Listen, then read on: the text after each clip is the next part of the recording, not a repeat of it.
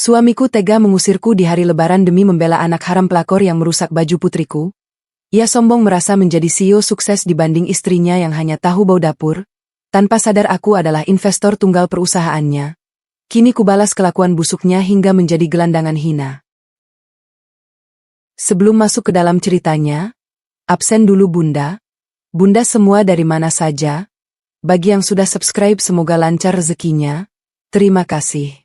Namaku Kanaya Arundati, dan pada usia 32 tahun, aku adalah angel investor anonim raksasa sekaligus pemegang hak veto mutlak di firma modal Ventura Elite yang mengendalikan pendanaan puluhan startup teknologi bernilai triliunan rupiah di benua ini.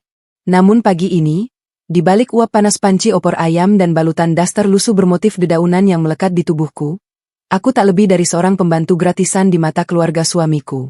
Ironi ini sengaja kuciptakan, sebuah ilusi kesederhanaan untuk menjaga ego pria rapuh yang kunikahi 6 tahun lalu. Rumah mewah bergaya arsitektur klasik ini adalah sebuah kandang emas yang sangat ironis. Bagas, suamiku, selalu membusungkan dada di atas lantai marmer ini, merasa dirinya CEO startup teknologi paling brilian abad ini. Ia memamerkan jam tangan mewahnya yang dibeli dari dana taktis perusahaan, dan selalu memandang rendah diriku yang ia anggap hanya mengerti urusan bumbu dapur. Pria narsis itu tidak pernah tahu bahwa startup kebanggaannya sebenarnya adalah aset beracun yang berdarah-darah sejak kuartal pertama. Perusahaannya hanya hidup karena firma investasiku secara diam-diam menyuntikkan 80% total modal melalui berbagai perusahaan proksi. Setiap gaya hidup mewahnya dibayar menggunakan kapital dari kekayaanku. Bagas bukanlah inovator bisnis. Ia hanyalah boneka yang kuberi panggung mewah agar putri tunggal kami, Aira, memiliki sosok ayah yang bisa dibanggakan. Di ruang tengah, suara tawa nyaring Ibu Marina memecah khusyuknya udara pagi Idul Fitri. Mertuaku itu sedang sibuk menelepon teman-teman arisan sosialitanya, memamerkan kalung berlian baru yang melingkar angkuh di leher keriputnya. Ia mengklaim dengan lantang bahwa perhiasan itu adalah hadiah murni dari putranya yang sukses. Kenyataannya, kalung itu dibeli menggunakan uang muka proyek fiktif yang sengaja kucairkan agar perusahaannya tidak kolaps bulan ini. Ibu Marina selalu menganggapku sebagai benalu tak berguna. Ia merasa berhak numpang hidup dalam kemewahan ini, sambil terus menceramahiku agar berdandan pantas demi mengangkat status putranya. Wanita tua yang gila harta itu tak sadar bahwa ia sedang bersandar dengan teramat sombong pada dahan rapuh yang gergajinya kupegang sangat erat. Belakangan ini, sandiwara Bagas mulai terlihat kotor dan menjijikkan. Sistem audit forensik pribadiku mendeteksi kebocoran dana operasional startup yang sangat masif. Terdapat mutasi rekening ganjil untuk pembayaran sewa apartemen mewah dan pembelian tas-tas branded yang sama sekali bukan seleraku. Ditambah lagi aroma parfum stroberi sintesis murahan yang sering tertinggal di kerah kemejanya. Bagas mengira ia sangat jenius menyembunyikan perselingkuhan, menutupi pengkhianatannya di balik laporan rapat fiktif. Namun di mataku, ia tak lebih dari seekor tikus ceroboh yang menari di atas jebakan mematikan milikku. Ia bermain api menggunakan bensin yang kubelikan untuknya, tak sadar bahwa pemantik utamanya ada di genggamanku. Aku menata mangkuk kristal berisi opor dan ketupat ke atas meja makan panjang dengan gerakan tanpa jiwa. Di sudut ruangan, putriku Aira yang berusia 5 tahun duduk manis mengenakan gaun sutra berwarna biru safir. Gaun desainer eksklusif seharga 25 juta rupiah itu kubeli murni dengan uang pribadiku. Tentu saja, kepada Bagas dan mertuaku aku berbohong membelinya dengan harga murah di pasar grosir agar mereka tidak mencurigai dari mana aku mendapat uang. Melihat senyum polos Aira adalah satu-satunya rem darurat yang selama ini menahanku untuk tidak melikuidasi perusahaannya detik ini juga. Suara deru mobil SUV Eropa milik Bagas terdengar memasuki pelataran carport. Waktu menunjukkan tepat pukul 9 pagi. Aku mengelap tanganku yang basah, menarik napas panjang, bersiap menyambut suami yang semalam beralasan harus menjamu investor asing hingga tak bisa pulang. Pintu utama terbuka. Bagas melangkah masuk dengan setelan kemeja linen mewahnya. Namun, senyum angkuhnya seketika membuat asam lambungku naik hingga ke kerongkongan ketika aku melihat dengan jelas siapa yang melangkah mengekor di belakangnya. Seorang wanita muda bergaun merah bata melangkah masuk tanpa sedikit pun rasa canggung. Riasan wajahnya sangat tebal, namun gagal menutupi aura parasit yang memancar dari sorot matanya yang liar. Aroma stroberi sintesis itu menginvasi ruang tamuku, memvalidasi bukti laporan keuanganku semalam. Tangannya menggandeng seorang anak laki-laki berusia 6 tahun yang menatap kemegahan rumah ini dengan tatapan rakus. Pemandangan ini sungguh terlalu klise dan murahan untuk seorang pria yang selalu merasa dirinya sepintar dewa bisnis. Bagas, siapa yang kau bawa di pagi hari raya ini? Tanyaku pelan. Aku mengatur nada suaraku agar terdengar seperti istri penurut yang kebingungan. Bagas merapikan kerah kemejanya, menatapku dengan sorot meremehkan, lalu beralih memandang ibunya. Emma, Kanaya. Kenalkan, ini Bella. Dia klien spesial sekaligus partner strategis perusahaanku yang sangat penting. Dan ini putranya, Rico. Aku mengundang mereka merayakan Lebaran di sini. Kita harus menjamu mereka dengan fasilitas VVIP, ucap Bagas. Klien spesial? Partner strategis? Aku harus menggigit bagian dalam pipiku kuat-kuat untuk menahan tawa sinisku. Hanya pria berotak kerdil yang memperkenalkan selingkuhan dan anak haramnya dengan kedok bisnis di depan istri yang diam-diam memegang kendali atas seluruh portofolio keuangannya. Bella tersenyum manis ke arah Ibu Marina, lalu melirikku dari ujung rambut hingga ujung kaki. Tatapannya berhenti tepat di daster yang kukenakan. Matanya memancarkan kemenangan arogan. Sang pelakor murahan ini benar-benar tidak tahu di atas ladang ranjau mana ia sedang memijakkan kaki kotornya. Ibu Marina, yang selalu memuja klien kaya, langsung tersenyum semeringah. Astaga, silakan masuk, Mbak Bella yang cantik. Anggap saja rumah sendiri. Bagas memang CEO brilian yang sangat perhatian pada rekan bisnisnya. Kanaya, cepat buatkan minuman dingin yang pantas untuk tamu VVIP kita. Jangan mematung seperti orang bodoh. Bentak mertuaku dengan suara melengking, memperlakukanku layaknya keset kaki tanpa sedikit pun rasa hormat.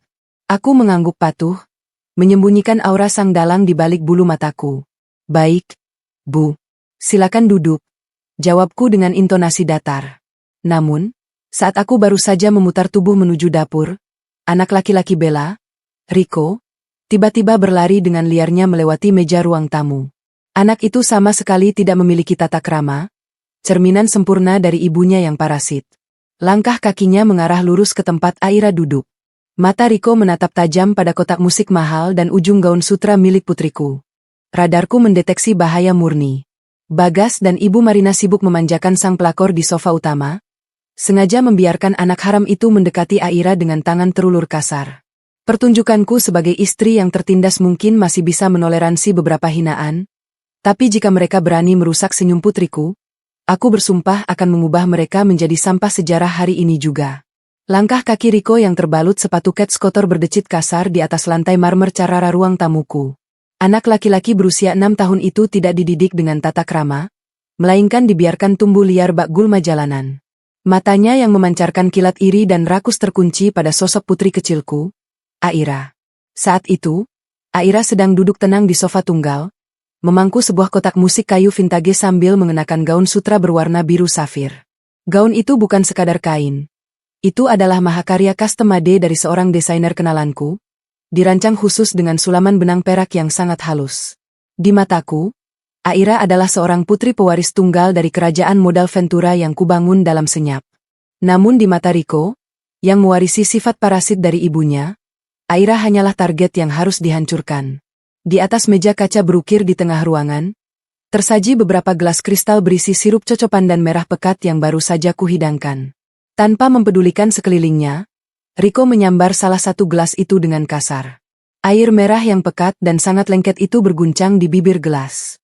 Bukannya meminumnya, anak itu justru memutar arah, berjalan terhuyung-huyung dengan seringai nakal yang teramat menjijikan lurus ke arah putriku. Aira jelek.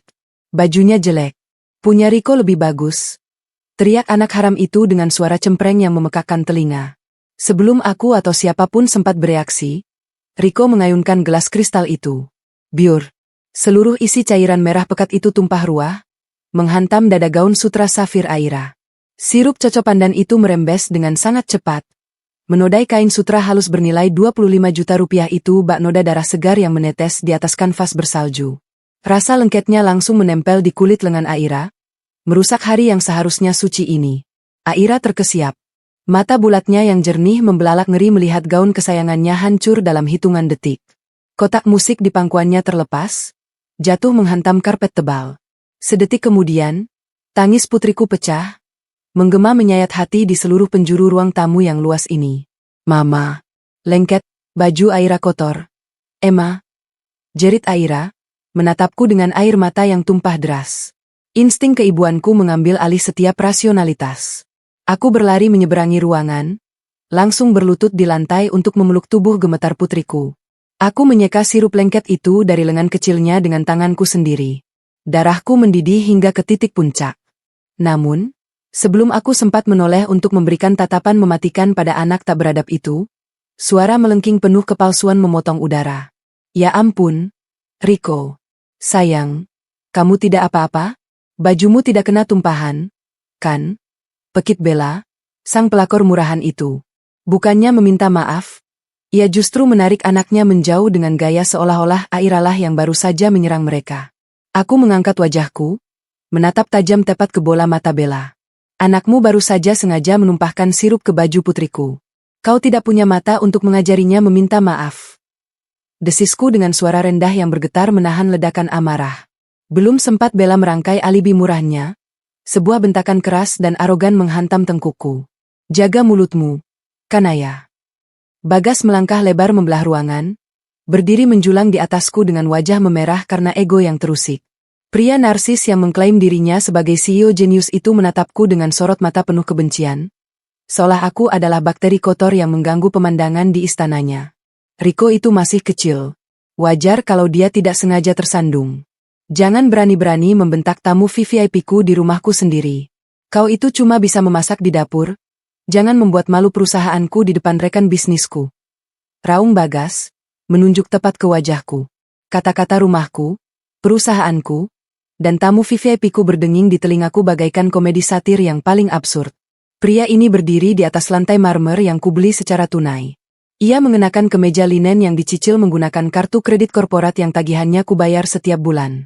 Ia sedang membusungkan dada melindungi seorang anak haram dari selingkuhannya, menggunakan kedok startup teknologi yang pembukuannya berdarah-darah layaknya babi yang disembelih. Total burn rate perusahaannya bulan lalu menembus angka 3.500.000.000 rupiah. Uang yang ia bakar habis hanya untuk menjaga ilusi kebesarannya dan membiayai apartemen sewaan perempuan penjajah diri di sofa itu.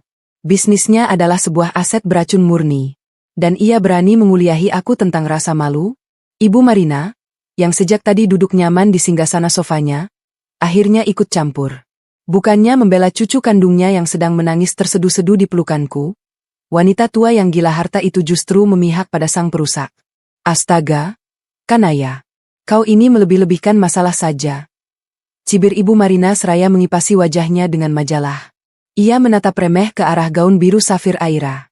Baju murah dari pasar malam saja kau tangisi sampai membuat keributan di hari lebaran. Biarkan saja kotor, nanti juga bisa dicuci pakai sabun colek. Rico ini anak laki-laki, wajar dia aktif dan lincah. Laki-laki itu penerus tahta, harus lebih dimaklumi daripada anak perempuan yang bisanya cuma merengek. Kalimat mertuaku menggantung di udara, mengkristal menjadi racun murni di dalam kepalaku. Baju murah, penerus tahta. Mereka benar-benar tak tahu berterima kasih.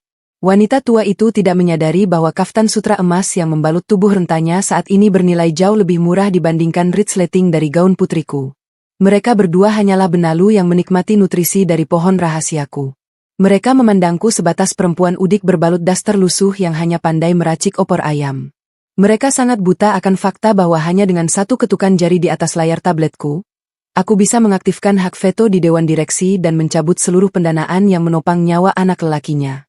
Aku bisa saja melakukan audit forensik besok pagi, membekukan semua rekeningnya, dan menjerat Bagas dengan gugatan perdata atas penipuan dana investor.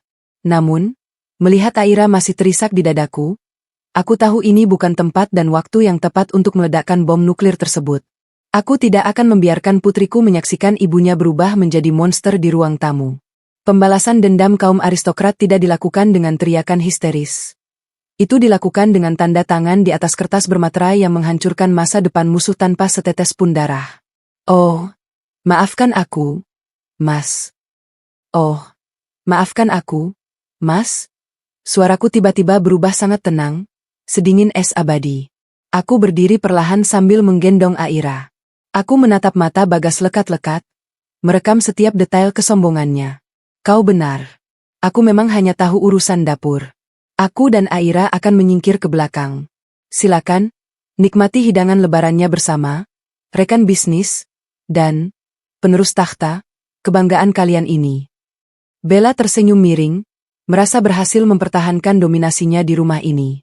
Bagas mendengus angkuh, merapikan jasnya seolah ia baru saja memenangkan negosiasi bisnis tingkat tinggi. Bagus. Bawa Aira ke kamarnya dan jangan keluar sebelum aku memanggilmu. Aku butuh ketenangan untuk membahas ekspansi perusahaanku. Ekspansi perusahaan. Lelucon macam apa itu? Perusahaannya bahkan tidak akan memiliki cukup uang untuk membayar tagihan listrik bulan depan jika aku tidak menekan tombol persetujuan transfer. Aku membalikkan tubuhku, melangkah menjauh dari ruang tamu yang kini terasa berbau anyir pengkhianatan. Saat aku menaiki tangga marmer menuju kamarku, aku bisa mendengar tawarnya mereka bertiga di bawah sana. Tawa sekumpulan parasit yang sedang berpesta pora di atas mayat hidup mereka sendiri. Kalian ingin bermain-main dengan kekuasaan? Baiklah. Kalian akan segera mengetahui apa yang terjadi ketika sosok yang selama ini kalian anggap sebagai keset kaki, tiba-tiba menarik tanah tempat kalian berpijak dan melemparkan kalian ke dasar jurang kemiskinan yang absolut. Silakan tertawa hari ini, Bagas. Karena besok pagi, aku akan memastikan seluruh ilusi kesuksesanmu hancur menjadi debu yang bahkan tak sudi dilirik oleh anjing jalanan sekalipun. Tangisan Aira yang terseduh-seduh di pelukanku adalah satu-satunya suara yang memiliki arti di ruangan ini. Sementara itu, dengusan arogan Bagas dan tawa tertahan Bella, sang pelakor murahan, hanyalah dengungan lalat kotor yang mengotori aset properti eksklusifku. Kulus punggung putriku dengan lembut, menenangkannya dengan bisikan seorang ibu. Setelah napas Aira mulai teratur, aku memanggil pengasuhnya yang berdiri gemetar di ambang pintu ruang makan. Bawa Aira ke kamarnya. Ganti bajunya. Jangan biarkan dia keluar sampai aku yang menjemputnya. Perintahku dengan nada datar yang tak terbantahkan. Sang pengasuh mengangguk cepat dan membawa putriku menjauh dari sirkus menjijikan ini. Kini, hanya tersisa aku dan 3 parasit yang sedang berpesta di atas ilusi mereka sendiri. Aku memutar tubuhku perlahan. Tidak ada lagi sisa-sisa senyum istri penurut di wajahku. Mataku mengunci sosok Bella yang masih berdiri angkuh di samping putranya yang kurang ajar. Aku melangkah mendekat. Hak sandal rumahanku menapak tanpa suara di atas lantai marmer, namun auraku menekan udara di sekitar mereka hingga terasa sesak. Apa yang kau lihat? Kanaya? Cepat bersihkan meja ini. Kau tidak dengar perintah suamimu. Bentak Ibu Marina dari sofa, mencoba mempertahankan dominasinya sebagai nyonya besar palsu. Aku mengabaikan wanita tua itu. Jarakku dengan Bella kini hanya tersisa setengah meter. Perempuan itu menaikkan dagunya, menatapku dengan tatapan meremehkan dari balik bulu mata palsunya yang murahan. Ia mengira gelar CEO yang disandang Bagas adalah perisai baja yang akan melindunginya dari murkaku. Ia salah besar. Plak. Sebuah tamparan keras, presisi, dan bertenaga mendarat telak di pipi kiri Bella. Suaranya pecah menggema bak cambuk yang membelah keheningan ruang tamu.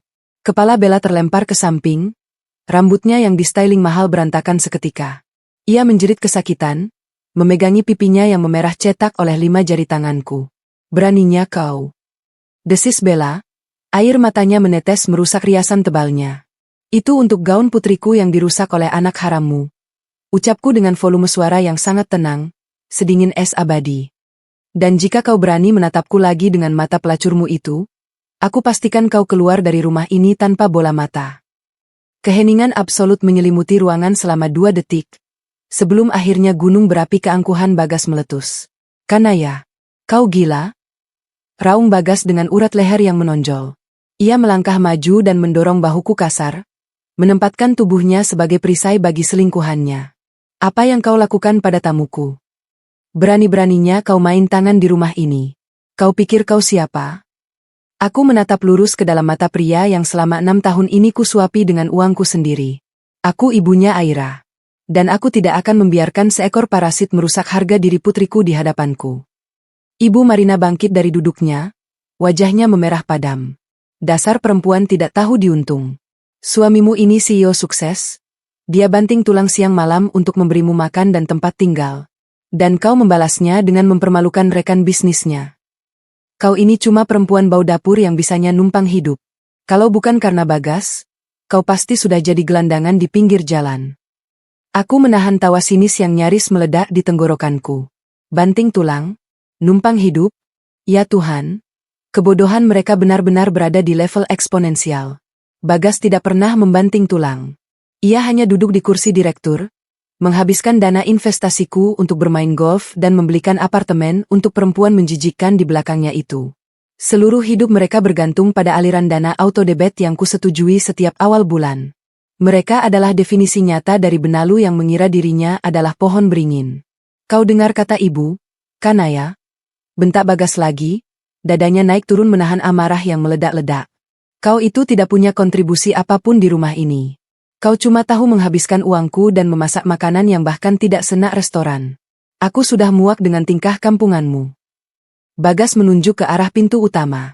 Tangannya gemetar karena amarah dan ego maskulinnya yang terluka. Pergi dari rumahku sekarang juga. Kemasi daster lusuh milikmu dan bawa anakmu pergi dari sini. Aku menceraikanmu detik ini juga. Mulai hari ini, aku mencabut semua fasilitasmu. Aku tidak akan memberimu harta gono gini sepeser pun. Biar kau tahu rasanya hidup tanpa uang dari seorang direktur sepertiku. Pergi. Titah pengusiran itu akhirnya keluar dari mulut kotornya. Kalimat yang seharusnya menghancurkan hati seorang istri, namun di telingaku, itu terdengar bak melodi kemenangan yang telah lama kutunggu. Pengusiran ini adalah katalis sempurna, sebuah justifikasi moral yang sangat kubutuhkan untuk mengeksekusi kematian finansial mereka tanpa setitik pun rasa bersalah. Aku tidak menangis. Aku tidak bersimpuh memohon ampun di kakinya. Aku memiringkan kepalaku sedikit, mengukir senyum asimetris yang memancarkan kekejaman murni seorang eksekutor berdarah dingin. Mencabut fasilitasku, harta gono gini, ulangku pelan, memastikan setiap suku kataku mengiris udara di sekitarnya. Aku menatap mata Bagas yang dipenuhi kepalsuan. Baiklah, Bagas, jika itu maumu. Tapi ingat satu hal. Aku sengaja menggantung kalimatku. Membiarkan mataku menyapu seluruh penjuru rumah mewah bergaya klasik ini. Ketika seseorang terlalu lama tinggal di dalam istana pinjaman, ia seringkali lupa bahwa sang pemilik sejati bisa kapan saja mengambil kembali kuncinya dan membiarkannya membusuk di luar sana. Bagas mendengus meremehkan, menganggap ucapanku hanyalah racauan putus asa dari seorang istri yang terbuang. Bella kembali tersenyum penuh kemenangan dari balik bahu Bagas, merasa dirinya kini telah resmi menjadi nyonya rumah yang baru. Sementara Ibu Marina menatapku jijik seolah aku adalah sampah sejarah yang memang harus dibuang ke tempat pembuangan akhir. Aku membalikan badan tanpa mengucapkan sepatah kata pun lagi. Aku berjalan menaiki tangga dengan punggung tegak dan dagu terangkat. Hanya butuh waktu 15 menit bagiku untuk mengemas beberapa helai pakaian Aira dan dokumen-dokumen pentingku ke dalam satu koper kabin. Aku tidak membawa perhiasan atau barang mewah apapun dari kamar itu. Aku tidak membutuhkannya. Semua angka nol di rekening bank mereka secara de facto adalah milikku. Sambil menggenggam tangan kecil Aira, aku melangkah keluar dari rumah itu melewati pintu utama. Matahari siang Jakarta menyengat kulitku, namun hatiku terasa teramat dingin. Begitu gerbang besi itu tertutup di belakangku, aku mengambil ponsel khusus dari dalam tas tanganku. Aku menekan satu tombol panggilan cepat ke direktur operasional firma investasiku. Halo, Nyonya Kanaya. Selamat Idul Fitri. Ada instruksi darurat? Sapa suara bariton yang sangat profesional di seberang sana. Batalkan semua cuti lebaran Dewan Direksi. Siapkan rapat virtual dalam waktu 1 jam. Perintahku dengan nada otoriter absolut. Aku ingin menggunakan hak vetoku hari ini juga. Lakukan likuidasi aset secara menyeluruh dan tarik 80% saham kita dari startup milik Bagas. Bekukan semua rekening korporatnya dan siapkan gugatan perdata untuk penggelapan dana. Sesuai perintah, Nyonya. Apakah ada instruksi untuk properti yang mereka tempati? Aku menoleh ke belakang, menatap fasad rumah megah yang kini dihuni oleh lintah-lintah bodoh itu. Rumah itu adalah aset beracun yang kusuakan melalui perusahaan cangkang atas nama ibunya. Putus aliran listrik dan airnya besok pagi. Biarkan mereka berpesta hari ini. Karena besok, aku ingin melihat wajah sombong sang CEO hancur berkeping-keping saat menyadari perusahaannya telah mati dan rumahnya akan disita. Klik. Aku menutup telepon. Tirai sandiwara ibu rumah tangga yang malang telah resmi kututup.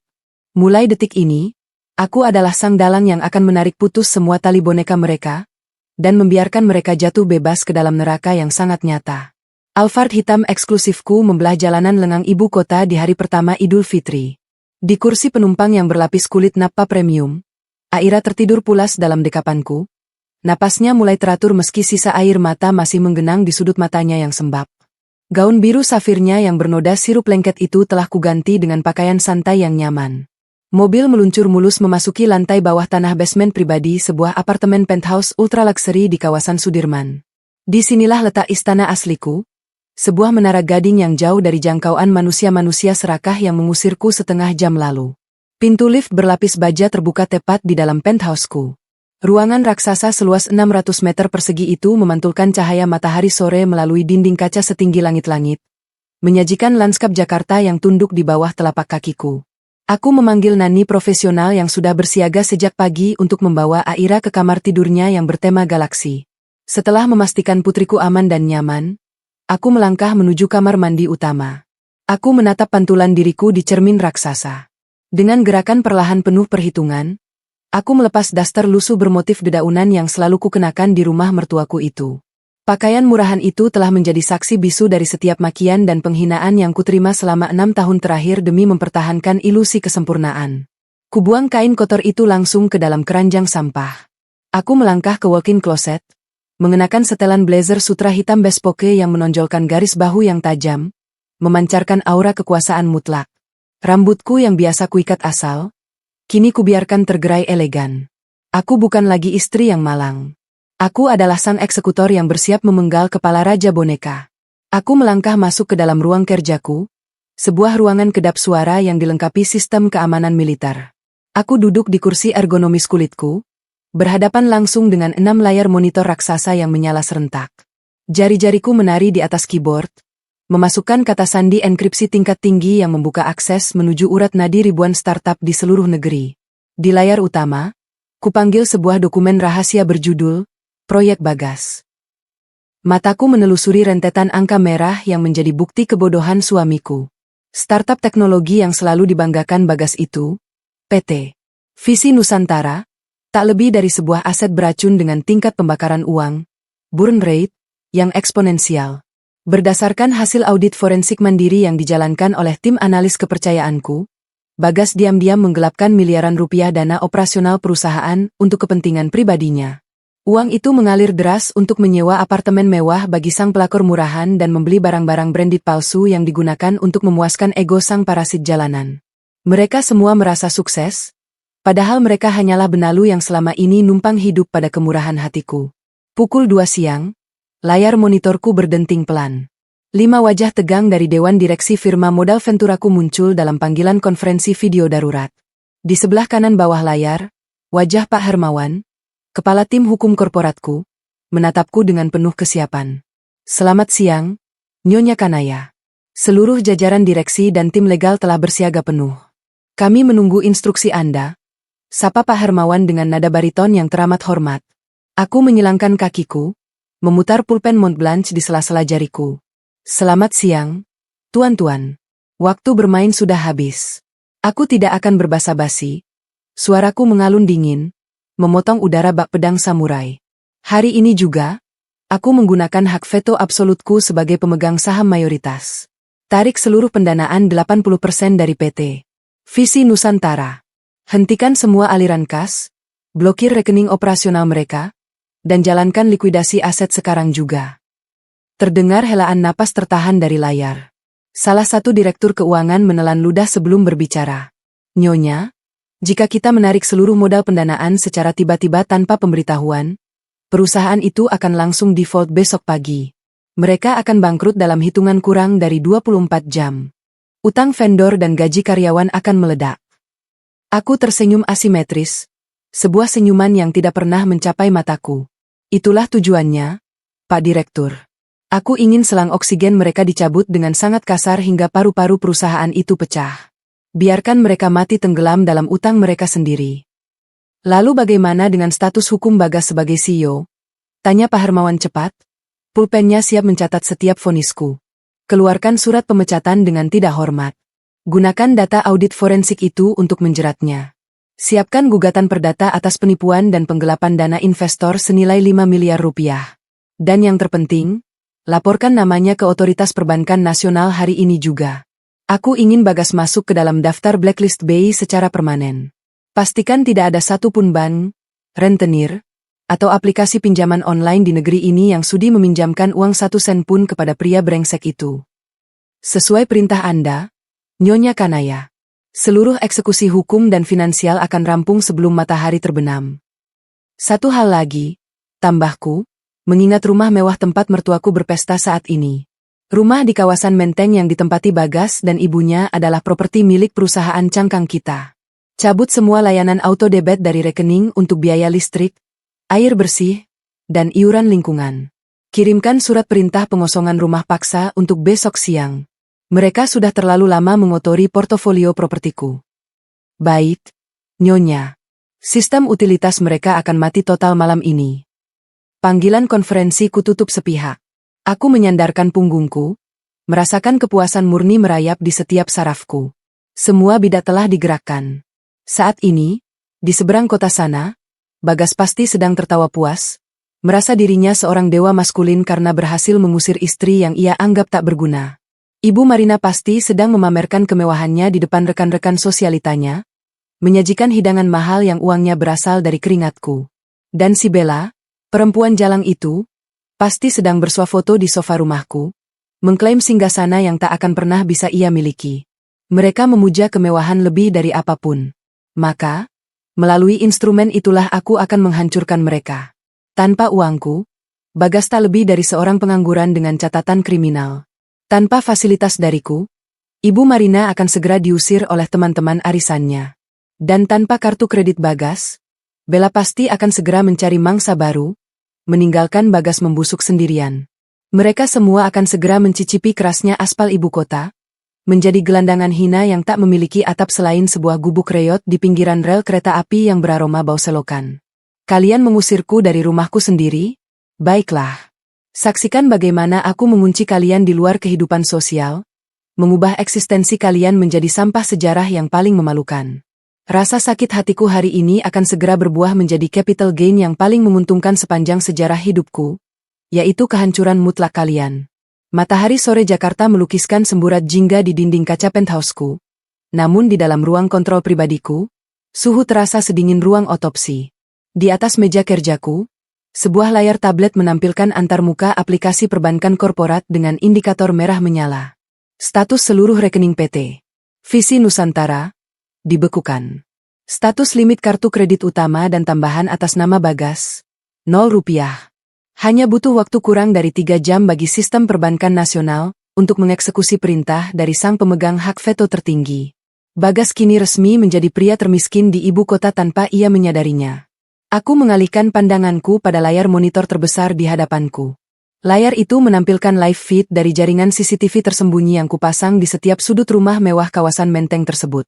Saat ini, rumah yang berstatus sebagai aset beracun dalam portofolio propertiku itu sedang berpesta pora.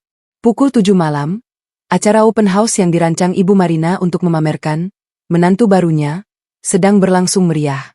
Puluhan tamu dari kalangan istri pejabat dan pengusaha sosialita memenuhi ruang tamu yang benderang oleh lampu kristal. Ibu Marina berdiri di tengah ruangan, mengenakan kaftan sutra keemasannya, tertawa lebar sambil menggandeng Bella. Sang pelakor murahan itu tampak mengenakan gaun malam yang terlalu mencolok, memamerkan tas Hermes yang dibeli menggunakan uang hasil penggelapan suamiku. Mereka tampak sangat bangga, merasa telah berhasil mengusir seekor anjing kampung dan menggantinya dengan ras murni. Mereka lupa bahwa anjing kampung yang mengenakan daster lusuh itu adalah serigala pemangsa yang memiliki kunci rantai mereka. Bagas, dengan setelan jas mahalnya, berdiri di sudut lain sambil memegang segelas sirup anggur. Ia sedang berpidato di depan beberapa kolega bisnisnya, membual tentang valuasi perusahaannya yang ia klaim menembus ratusan miliar. Ia tidak tahu bahwa valuasi itu telah menjadi abu sejak siang tadi akibat proses likuidasi aset yang kujalankan dalam senyap. Pria narsis itu sedang membanggakan sebuah cangkang kosong. Tepat pukul 19.15, sebuah mobil box dari perusahaan catering VVIP terkemuka di Jakarta berhenti di halaman rumah. Sang manajer catering, seorang pria parubaya berseragam rapi, melangkah masuk ke ruang tamu dengan wajah tegang. Ia berjalan cepat mendekati Bagas, memotong bualan pria itu tanpa ampun. Berkat mikrofon resolusi tinggi di ruang tamu itu, aku bisa mendengar percakapan mereka dengan sangat jernih. Selamat malam, Bapak Bagas. Mohon maaf mengganggu acara Anda, sapa manajer itu dengan nada profesional yang sangat kaku. Bagas mengerutkan keningnya, merasa egonya terusik. Ada apa? Makanan di meja prasmanan mulai habis. Cepat keluarkan hidangan utamanya. Tamu-tamuku ini orang penting. Manajer itu menelan ludah, lalu mengeluarkan sebuah mesin edisi nirkabel dan selembar tagihan. Itulah masalahnya, Pak. Sistem perbankan kami baru saja memberikan notifikasi penolakan atas pembayaran termin kedua senilai 125 juta rupiah yang seharusnya ditarik melalui auto debit dari kartu kredit korporat Anda sore ini. Kami tidak bisa menurunkan sisa hidangan utama sebelum tagihan ini dilunasi secara tunai atau dengan kartu lain yang valid. Suara musik di ruangan itu mendadak terasa terlalu pelan. Beberapa tamu VIP yang berdiri di dekat Bagas menoleh, menajamkan telinga mereka. Ibu Marina dan Bella yang sedang asyik bergosip pun terdiam, menyadari ada ketegangan yang merusak ritme pesta mereka. Wajah Bagas memerah padam. Ditolak? Omong kosong apa ini? Kartu kreditku memiliki limit miliaran. Sistem kalian yang pasti sedang bermasalah. Sini, biar ku gesek ulang. Bagas merogoh dompet kulitnya, mengeluarkan sebuah kartu kredit platinum yang mengkilap, dan menggesekannya dengan kasar ke mesin edisi tersebut. BF. BF. BF. Sebuah tulisan merah menyala di layar mesin itu. Bagas terbelalak. Keringat dingin mulai sebesar biji jagung bermunculan di dahinya. Ini tidak mungkin. Coba kartu yang ini. Ia mengeluarkan kartu gold pribadinya. Declined. Yang ini. Ia menyodorkan kartu kredit perusahaan lainnya. Declined. Skakmat. Aku tersenyum puas di balik meja kerjaku, menyesap sedikit teh chamomile yang hangat. Semua akses finansialnya telah kubunuh. Berkat laporan audit forensik yang sudah kuserahkan siang tadi, nama Bagas telah terdaftar dalam sistem blacklist BI secara real-time. Ia tidak akan bisa membeli segelas air mineral sekalipun menggunakan sistem kredit perbankan manapun di negara ini. Manajer catering itu menarik napas panjang, menatap Bagas dengan tatapan merendahkan yang sangat menyakitkan bagi ego seorang CEO. Maaf, Pak Bagas. Seluruh kartu Anda ditolak. Karena Anda tidak bisa menyelesaikan pembayaran, sesuai prosedur, kami harus menarik mundur semua peralatan dan sisa makanan kami sekarang juga. Tunggu, jangan bawa makanannya. Tamu-tamuku belum makan malam. Bagas setengah berteriak, suaranya pecah oleh kepanikan. Ego maskulinnya hancur berkeping-keping di depan mata kolega dan sosialita ibunya. Ibu Marina berlari mendekat, wajahnya seputih kertas. Bagas. Ada apa ini? Kenapa cateringnya ditarik? Tamu-tamu ibu bisa kelaparan. Sistem bank sedang gangguan. Bu. Aku akan menelepon asistenku untuk membawa uang tunai. Dali Bagas dengan suara bergetar, merogoh ponselnya dengan tangan yang sangat basah. Namun, pertunjukanku belum mencapai klimaksnya. Aku melirik jam tangan Rolex di pergelangan kiriku. Tepat pukul 19.30. Aku memberikan anggukan pelan pada diriku sendiri. Di layar tabletku, aku menekan satu tombol eksekusi terakhir untuk sistem utilitas rumah menteng tersebut. Aliran dana dari holding companyku ke PLN dan PDAM telah kuputus paksa. Klik. Seluruh lampu kristal yang benderang di rumah megah itu mati total. Pendingin ruangan sentral yang menelan daya ribuan watt berhenti berdesir. Kegelapan absolut langsung menelan pesta kesombongan mereka. Jeritan kaget dan panik meledak dari puluhan mulut sosialita yang ketakutan. Suasana mewah itu seketika berubah menjadi barak pengungsian yang pengap. Astaga! Kenapa mati lampu? Panas sekali. Jerit Bella, sang parasit yang tidak terbiasa dengan ketidaknyamanan, mengipasi dirinya dengan tas Hermes hasil curiannya. Siti, cepat nyalakan genset. Dasar PLN tidak becus. Teriak Ibu Marina menembus kegelapan. Suaranya melengking histeris mencoba mempertahankan sisa-sisa wibawanya. Dari balik kegelapan, terdengar suara asisten rumah tangga mereka yang berlari tergopoh-gopoh. Nyonya, gensetnya tidak mau menyala. Tangki solarnya kosong karena tagihan langganan bahan bakarnya bulan ini ditolak oleh distributor. Keheningan yang mencekik menyusul laporan memalukan itu. Di dalam kegelapan yang hanya diterangi oleh cahaya senter dari beberapa ponsel tamu, ilusi kesuksesan Bagas runtuh hingga ke dasar bumi. Tidak ada makanan. Tidak ada listrik. Tidak ada genset. Katanya CEO sukses, tapi bayar catering dan listrik saja kartunya ditolak. Bisik salah seorang tamu VVIP, namun suaranya menggema sangat jelas di ruangan yang mendadak sunyi senyap itu. Ayo kita pulang saja. Rumah ini panas sekali, baunya sudah mulai seperti bau selokan. Satu persatu, para tamu undangan yang selama ini memuja Ibu Marina melangkah keluar menuju pintu, meninggalkan pesta yang telah berubah menjadi tragedi memalukan.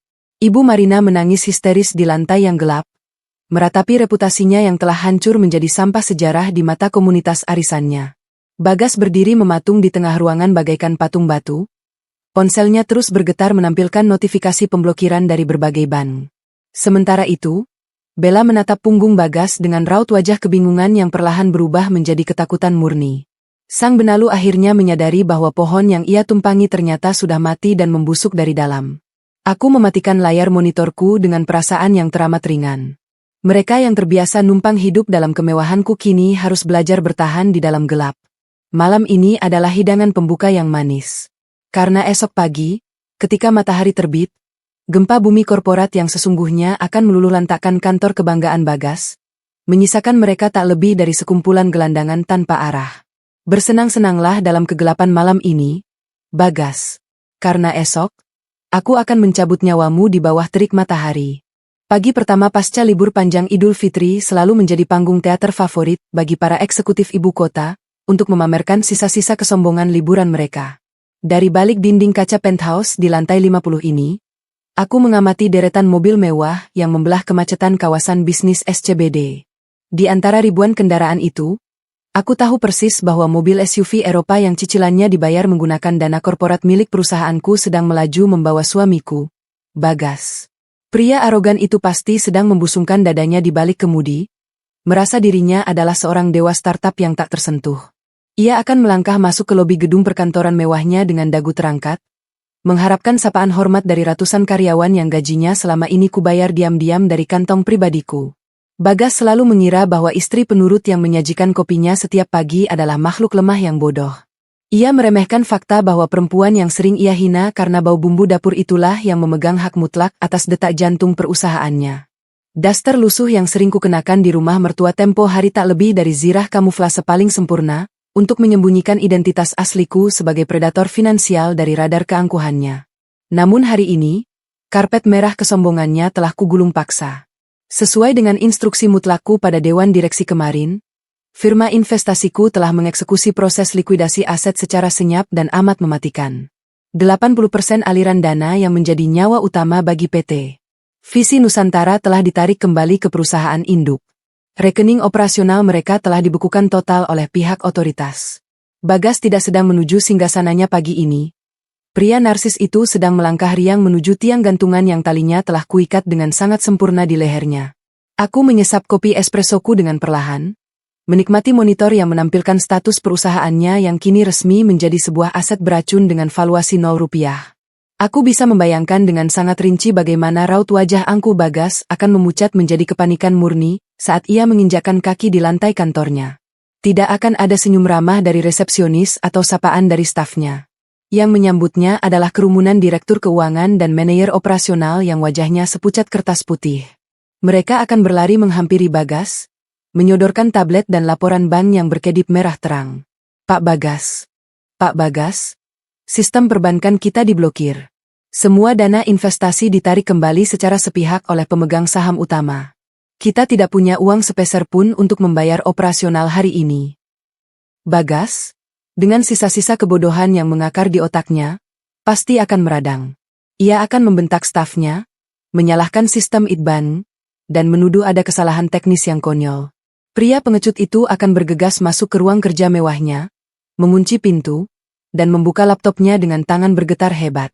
Di sanalah, realitas absolut akan menampar wajahnya jauh lebih keras daripada tamparan fisik yang kuberikan pada sang pelakor murahan di rumah mertua waktu itu. Sebuah surat elektronik resmi berlogo firma hukum elitku akan terpampang di layar monitornya. Surat itu bukan sekadar pemberitahuan pencabutan modal, melainkan sebuah vonis pemecatan dengan tidak hormat bagi dirinya dari kursi CEO, berdasarkan lampiran bukti audit forensik atas penggelapan dana korporat yang ia lakukan secara masif. Uang miliaran rupiah yang seharusnya ia gunakan untuk pengembangan aplikasi, justru ia alihkan ke rekening siluman untuk menyewa apartemen kelas atas bagi Bella, dan membelikan wanita benalu itu tas-tas branded asli demi pamer di media sosial. Ia pikir ia bisa menyembunyikan bangkai busuk di dalam brankas transparan milikku. Kepicikannya benar-benar sebuah penghinaan bagi akal sehatku. Di layar tabletku, Aplikasi pelacak panggilannya yang diam-diam kutanam di ponselnya mulai menunjukkan aktivitas liar. Bagas panik. Ia mulai menelepon rekan-rekan bisnisnya satu persatu. Ia menelepon direktur bank swasta yang selama ini selalu ia traktir makan malam mahal. Ia menelepon investor-investor sekunder yang dulu pernah ia tolak dengan angkuh. Ia bahkan mencoba menghubungi rentenir kelas kakap berkedok koperasi simpan pinjam, untuk mencari dana talangan cepat demi menyelamatkan egonya. Hasilnya, penolakan mutlak. Melalui jaringan korporatku yang menggurita di seluruh pelosok ibu kota, aku telah memastikan bahwa nama Bagas masuk ke dalam daftar blacklist BI secara permanen. Reputasinya telah kuhancurkan hingga ke akar-akarnya dalam semalam. Tidak akan ada satupun entitas finansial waras di republik ini yang sudi meminjamkan uang 1 sen pun kepada seorang residivis penggelapan dana yang sedang menghadapi gugatan perdata senilai puluhan miliar rupiah. Bagas bukan lagi seorang eksekutif sukses. Ia adalah penyakit menular yang dihindari oleh semua orang. Ia telah resmi menjadi sampah sejarah di dunia bisnis ibu kota. Kegagalannya mendapatkan dana bantuan pasti membuat napasnya sesak seketika. Tembok ruang kerja mewahnya yang dulunya melambangkan kekuasaan, kini terasa seperti sel isolasi yang menyiksa paru-parunya. Di tengah keputusasaan yang mencekik batinnya itu, layar ponsel pribadiku yang tergeletak di atas meja kaca tiba-tiba bergetar pelan. Nama, Bagas, muncul di layar. Aku membiarkan ponsel itu berdering hingga dering kelima, menikmati setiap detik teror mental yang ia rasakan di seberang sana. Dengan gerakan elegan, aku menggeser ikon hijau dan menempelkan benda pipih itu ke telingaku. Aku tidak bersuara, membiarkannya merendahkan diri lebih dulu. Kanaya, angkat teleponnya. Suara Bagas terdengar pecah, parau, dan dipenuhi kepanikan yang teramat menyedihkan. Jauh berbeda dengan suaranya yang menggelegar layaknya Raja Tiran saat mengusirku dari rumah mertua tempo hari. Kanaya, kau pasti masih punya tabungan dari sisa uang belanja bulanan yang kuberikan, kan? Aku butuh uang tunai. Kanaya, perusahaanku sedang disabotase orang dalam. Seseorang meretas sistem bankku dan menarik semua modal investasiku. Tolong, pinjamkan aku uang simpananmu. Aku harus menutupi cek kosong yang sudah telanjur kuberikan pada vendor hari ini. Tawaku mengalun pelan, sebuah tawa dingin dan aristokratis dari dasar neraka yang kudesain khusus untuknya. Meminjam uang dari perempuan kampungan yang hanya tahu bau bumbu dapur. Bagas, bukankah kau baru saja menceraikanku dan berjanji akan mencabut semua fasilitasku? Kenapa kau tidak meminta bantuan finansial pada klien spesial MU yang sangat kau banggakan itu? Bukankah dia lebih pantas bersanding dengan CEO jenius sepertimu? Kanaya, tolong jangan egois di saat seperti ini. Ini masalah hidup dan mati perusahaanku. Teriak Bagas putus asa, napasnya memburu. Kalau aku sampai bangkrut dan masuk penjara, kau juga tidak akan mendapat apa-apa. Rumah kita bisa disita bank. Pikirkan nasib Aira. Tolong aku, Kanaya. Berikan tabunganmu padaku. Aku bersumpah akan membuang Bella ke jalanan hari ini juga. Aku akan menjemputmu kembali dan kita mulai semuanya dari awal. Sungguh menjijikan.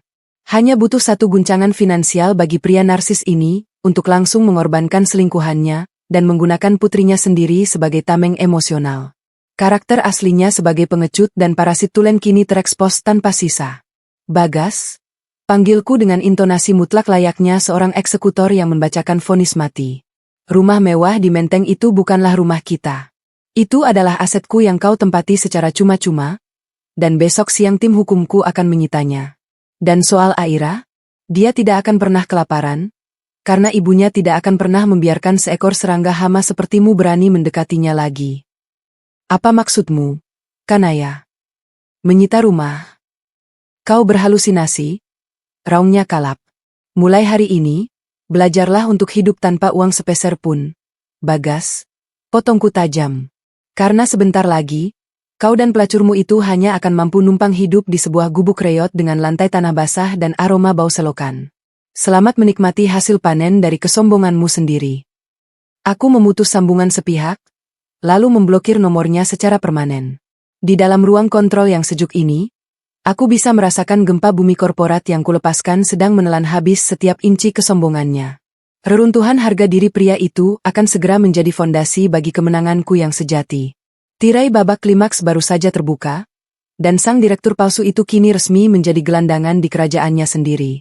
Gedung pencakar langit berlantai 40 di kawasan Sudirman itu selalu menjadi simbol arogansi suamiku. PT Visi Nusantara menempati satu lantai penuh di zona premium, dengan biaya sewa fantastis yang tagihannya selalu dibayar tepat waktu berkat suntikan dana dari firma investasiku. Namun siang ini, gedung megah itu tak ubahnya seperti peti mati raksasa berlapis kaca bagi Bagas. Dari balik layar monitor di dalam mobil Alphard yang membawaku membelah kemacetan, aku bisa melihat live feed dari kamera tersembunyi di ruang rapat umum pemegang saham. Di ruangan itu, Bagas duduk di kursi CEO-nya dengan postur yang sangat menyedihkan. Jas mahalnya kusut, dasinya longgar, dan keringat dingin terus mengucur membasahi pelipisnya. Di sekeliling meja bundar berbahan kayu mahoni itu, duduk 3 direktur operasionalnya yang berwajah sepucat mayat. Perusahaan mereka baru saja terkena likuidasi aset secara paksa, dan hanya dalam hitungan kurang dari 12 jam, nilai valuasi perusahaan itu anjlok menjadi 0 rupiah. Semua vendor membatalkan kontrak, ratusan karyawan menuntut kejelasan gaji, dan seluruh rekening operasional mereka diblokir tanpa ampun. Bagas mengusap wajahnya kasar, matanya merah karena kurang tidur dan didera kepanikan absolut. Di mana perwakilan dari firma induk? Mereka bilang pemegang saham mayoritas akan datang hari ini. Kita harus memohon dana talangan darurat. Kalau tidak, kita semua akan masuk penjara karena cek kosong. Racau Bagas, suaranya bergetar hebat. Pria narsis yang kemarin masih berteriak memujakan selingkuhannya itu kini merengek layaknya pecundang sejati. Ia sama sekali tidak menyadari bahwa dewa penolong yang ia tunggu-tunggu, sang angel investor anonim yang menyuntikkan 80% modalnya, sedang melangkah anggun memasuki lobi gedung kerajaannya. Aku melangkah keluar dari lift VIP tepat di lantai 28. Hari ini, tidak ada lagi daster lusuh bermotif dedaunan yang menutupi kecerdasanku. Aku mengenakan setelan blazer sutra navy gelap yang dipesan khusus dari desainer Italia, dipadukan dengan sepatu stiletto Christian Louboutin merah darah yang berketuk ritmis di atas lantai karpet tebal. Di belakangku, mengekor 4 pria berwajah tegas berbalut jas hitam legam. Mereka adalah tim eksekutor elit dari divisi legal dan keuanganku, siap mencabut nyawa korporasi ini secara definitif. Resepsionis di meja depan ternganga melihat rombonganku yang memancarkan aura predator finansial murni. Tanpa basa-basi, asisten pribadiku langsung mendorong pintu ganda ruang RUPS berbahan kaca buram itu hingga terbuka lebar. Bra! Semua kepala di dalam ruangan itu serentak menoleh ke arah pintu. Bagas, yang tadinya menunduk meratapi nasibnya, perlahan mengangkat wajahnya. Sorot matanya yang dipenuhi keputusasaan seketika berubah menjadi kebingungan yang teramat sangat ketika retinanya menangkap sosokku. Matanya melebar, rahangnya nyaris jatuh menyentuh meja. Ia berkedip beberapa kali, seolah mengira halusinasi akibat stres berat sedang mempermainkan kewarasannya. Kanaya, bisiknya parau, suaranya pecah di tengah ruangan yang mendadak hening bak kuburan. Apa yang kau lakukan di sini? Siapa yang mengizinkanmu masuk ke gedung ini? Ini ruang RUPS darurat. Pergi dari sini, dasar perempuan tidak tahu malu. Bahkan di ambang kebangkrutannya, ego maskulin pria ini masih saja berusaha mencari mangsa untuk diinjak. Ia masih mengira aku adalah perempuan lemah pembau bumbu dapur yang selalu tunduk saat dibentak olehnya. Aku sama sekali tidak mempedulikan gonggongan anjing yang sedang sekarat itu. Aku melangkah dengan ritme pelan dan elegan, mengelilingi meja mahoni raksasa tersebut, hingga tiba di kursi kosong tepat di seberang Bagas. Kursi utama yang memang dikhususkan untuk sang pemegang saham mayoritas. Tanpa meminta izin, aku menarik kursi kulit itu dan duduk menyilangkan kakiku, meletakkan tas tanganku di atas meja dengan gerakan sangat terukur. Maaf, Nyonya, Anda tidak berhak berada di kursi tersebut. Itu adalah tempat untuk... Salah satu direktur operasional Bagas mencoba memprotes dengan suara bergetar. Aku mengangkat satu tanganku, menghentikan kalimatnya di udara. Asisten pribadiku melangkah maju, meletakkan setumpuk dokumen tebal bersegel merah tepat di hadapan Bagas dan para direkturnya. Selamat siang, tuan-tuan, sapaku dengan nada aristokratis yang membekukan seluruh molekul udara di ruangan itu.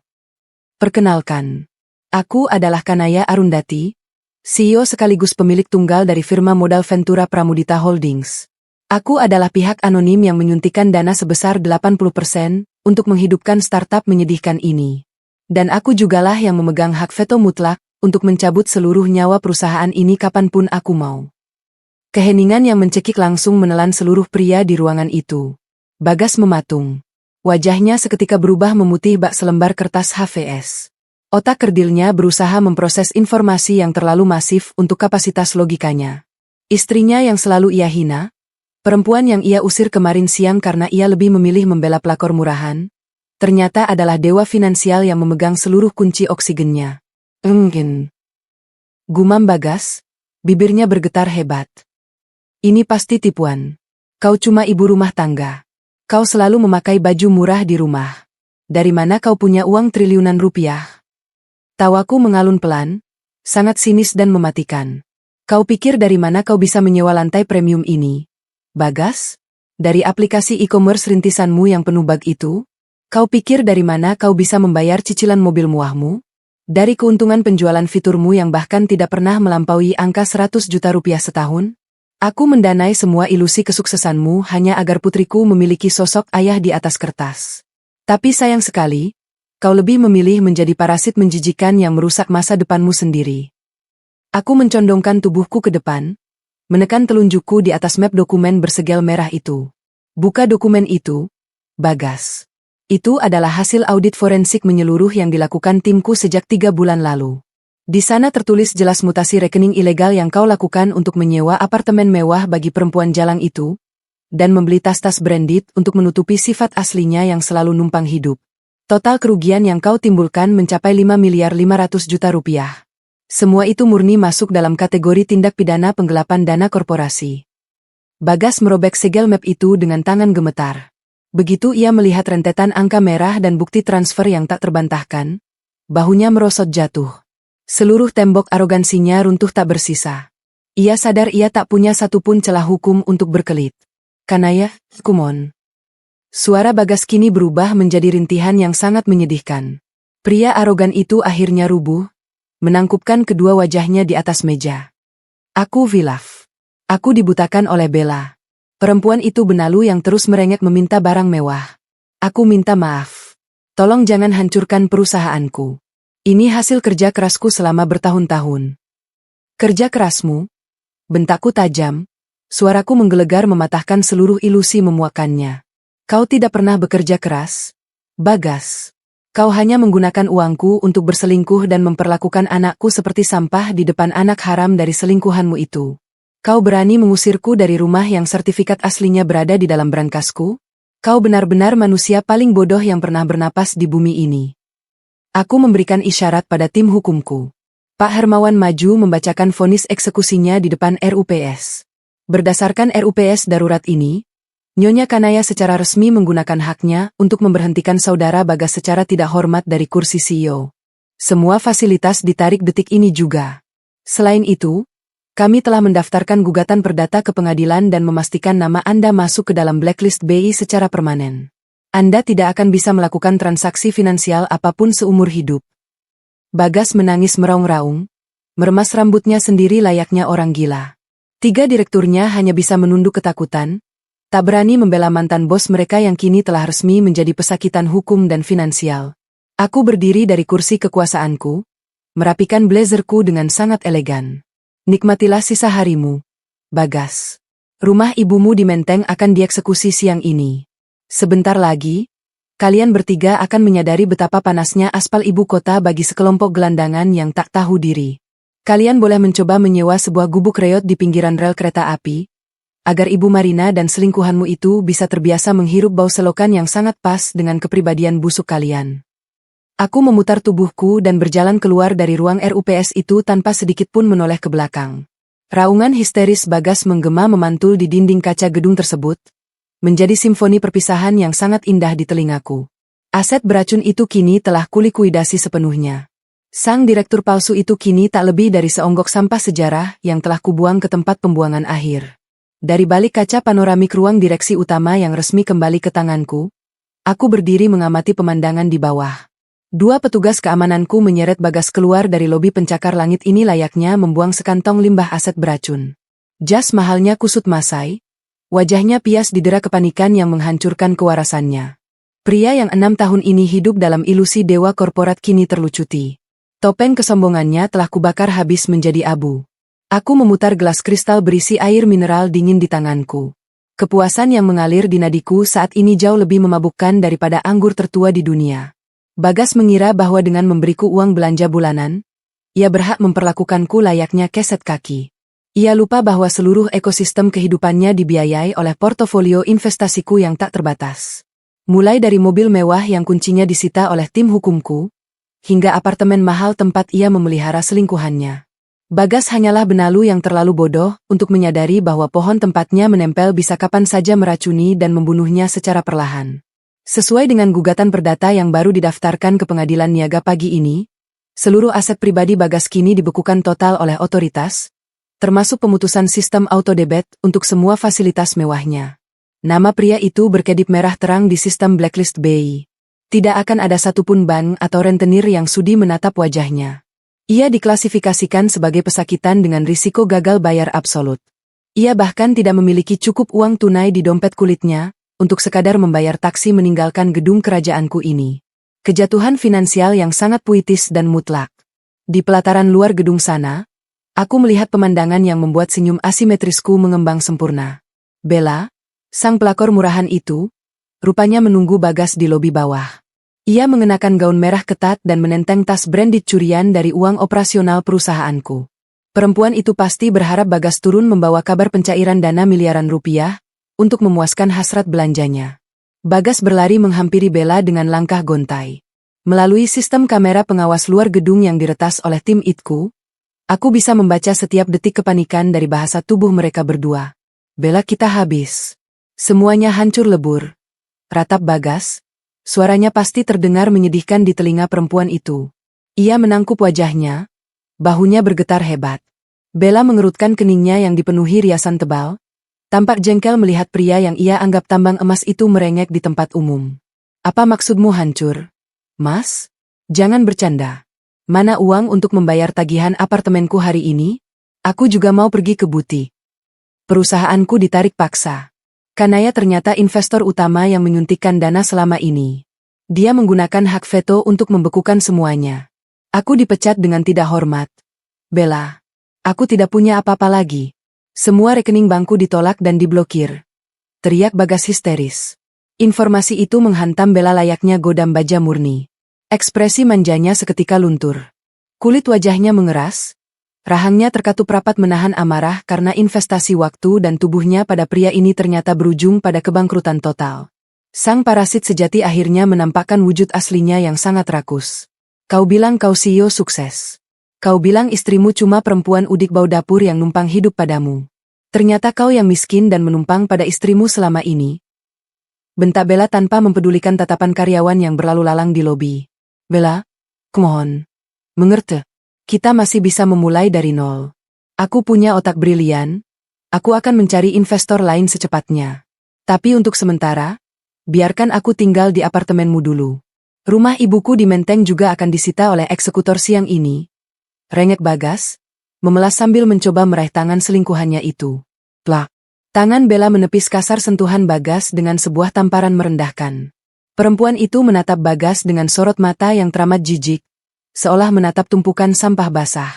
Tinggal di apartemenku. Apartemen itu disewa atas namamu. Kalau kau bangkrut, pasti besok aku akan diusir juga oleh pemiliknya. Kau ini benar-benar laki-laki penipu tak berguna. Dulu kau merendahkan istrimu yang memakai daster lusuh, padahal dialah yang memberimu makan. Sekarang kau mau membebaniku. Bella, jangan tinggalkan aku. Aku sudah membuang anak dan istriku demi dirimu. Itu karena kau pria bodoh yang gila hormat. Balas Bella tajam, suaranya melengking merobek sisa-sisa harga diri Bagas. Kau tidak punya uang, tidak punya perusahaan, dan tidak punya masa depan. Menjauhlah dariku, dasar pria miskin. Urus saja kebangkrutanmu sendiri di gubuk reot sana. Aku tidak sudi berurusan dengan pria brengsek yang masuk daftar hitam ban. Bella berbalik dan melangkah pergi cepat. Hak sepatu tingginya berderap tajam meninggalkan Bagas yang kini rubuh berlutut di atas aspal yang membakar kulit. Pria yang dulunya merasa berhak atas takhta dunia itu kini benar-benar sendirian, ditelantarkan secara brutal oleh perempuan yang kemarin siang ia puja mati-matian. Pengkhianatan kilat itu sungguh komedi satir yang terlalu sempurna untuk disaksikan.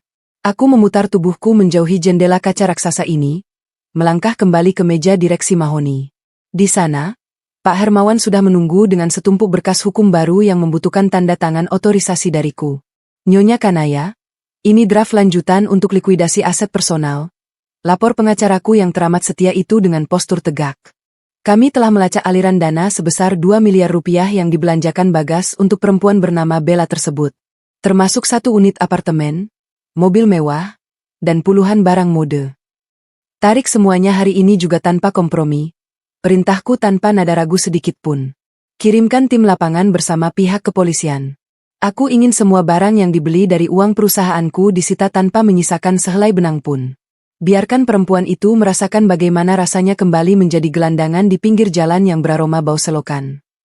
Sesuai perintah Anda, Nyonya. Dan mengenai kediaman Ibu Marina di Menteng, tanya Pak Hermawan seraya merapikan dokumen. Listrik dan air sudah padam sejak semalam. Mereka pasti sudah kepanasan seperti cacing yang digoreng di atas wajan. Siapkan surat perintah pengosongan paksa sore ini. Aku sendiri yang akan datang memimpin eksekusinya. Aku ingin melihat langsung wajah wanita tua yang menganggapku sebagai sampah sejarah itu saat ia diseret keluar dari properti yang kubeli dengan uangku. Baik, Nyonya. Seluruh dokumen audit forensik juga telah diserahkan kepada pihak kejaksaan pagi ini. Bagas tidak akan bisa lolos dari ancaman hukuman pidana penjara minimal 7 tahun. Aku membubuhkan tanda tanganku di atas kertas-kertas bermaterai itu dengan tarikan tinta yang sangat tegas dan elegan. Ini adalah panggung kekuasaanku yang sesungguhnya. Mereka telah menginjak-injak kasih sayangku, menghina putriku, dan membuangku seperti kain lap kotor.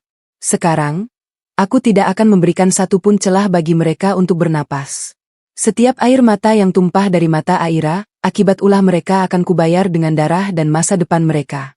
Keputusasaan yang sedang dirasakan Bagas di trotoar sana hanyalah babak pembuka dari mimpi buruk panjang yang telah kudesain dengan presisi matematis. Aku akan mengekstrak seluruh rasa sakit itu menjadi sebuah capital gain yang paling memuaskan sepanjang sejarah perusahaanku. Aku melangkah ke arah dinding kaca sekali lagi, menatap matahari siang yang terik membakar aspal Jakarta. Bagas masih bersimpuh di sana, menjadi tontonan para pegawai yang dulu menghormatinya. Sang dalang telah menarik putus semua tali boneka, dan pertunjukan ini baru saja mencapai puncak penderitaan yang paling murni. Matahari sore Jakarta memanggang aspal kawasan elit Menteng tanpa ampun, memantulkan gelombang panas yang membuat udara tampak bergetar. Iring-iringan mobil Alphard dan 2 SUV hitam pekat milik firma investasiku meluncur mulus, membelah keheningan kompleks perumahan para triliuner tersebut. Mobilku berhenti tepat di depan gerbang besi menjulang tinggi, gerbang dari sebuah istana klasik yang selama 6 tahun terakhir diakui Ibu Marina sebagai simbol kesombongan darah birunya. Hari ini, ilusi itu akan kuhancurkan hingga tak menyisakan debu. Sopir pribadiku membukakan pintu. Aku melangkah turun dengan setelan blazer navy yang tak menyisakan satu pun lipatan, memancarkan dominasi absolut. Udara panas langsung menyergap wajahku, namun auraku jauh lebih dingin dari badai salju. Di belakangku, Pak Hermawan dan 6 orang pria berbadan tegap berseragam safari gelap melangkah tegap. Mereka adalah tim eksekutor yang telah terlatih untuk mencabut paksa kemewahan dari tangan-tangan serakah yang tak tahu diri. Kami melangkah masuk melewati pelataran carport yang kini kosong melompong. Mobil SUV Eropa milik Bagas sudah disita oleh timku pagi tadi di lobi kantornya. Pintu utama rumah itu terbuka lebar, sebuah usaha sia-sia dari penghuninya untuk mengalirkan oksigen ke dalam ruangan yang sudah semalaman mati listrik. Begitu kakiku menjejak lantai marmer ruang tamu, aroma asam dari keringat dan keputusasaan langsung menyerang indera penciumanku. Pemandangan di depanku sungguh merupakan sebuah mahakarya kejatuhan manusia. Ibu Marina duduk mengangkang di atas sofa kulit Chesterfield, terus-menerus mengipasi wajahnya yang memerah dan berminyak menggunakan selembar majalah mode. Kaftan sutra keemasannya kini basah oleh keringat di bagian ketiak dan punggung. Kesombongannya sebagai nyonya besar telah menguap bersama matinya pendingin ruangan. Di sudut lantai, Bagas duduk menekuk lutut dengan kemeja kusut dan mata sembab, persis seperti pesakitan rumah sakit jiwa. Pria itu baru saja diusir dari kerajaannya, dicampakkan oleh selingkuhannya, dan kini harus menghadapi kenyataan bahwa ia adalah residivis finansial bersertifikat. Kanaya, jerit Ibu Marina histeris begitu retinanya menangkap sosokku. Ia bangkit berdiri dengan susah payah, wajahnya memerah menahan ledakan amarah.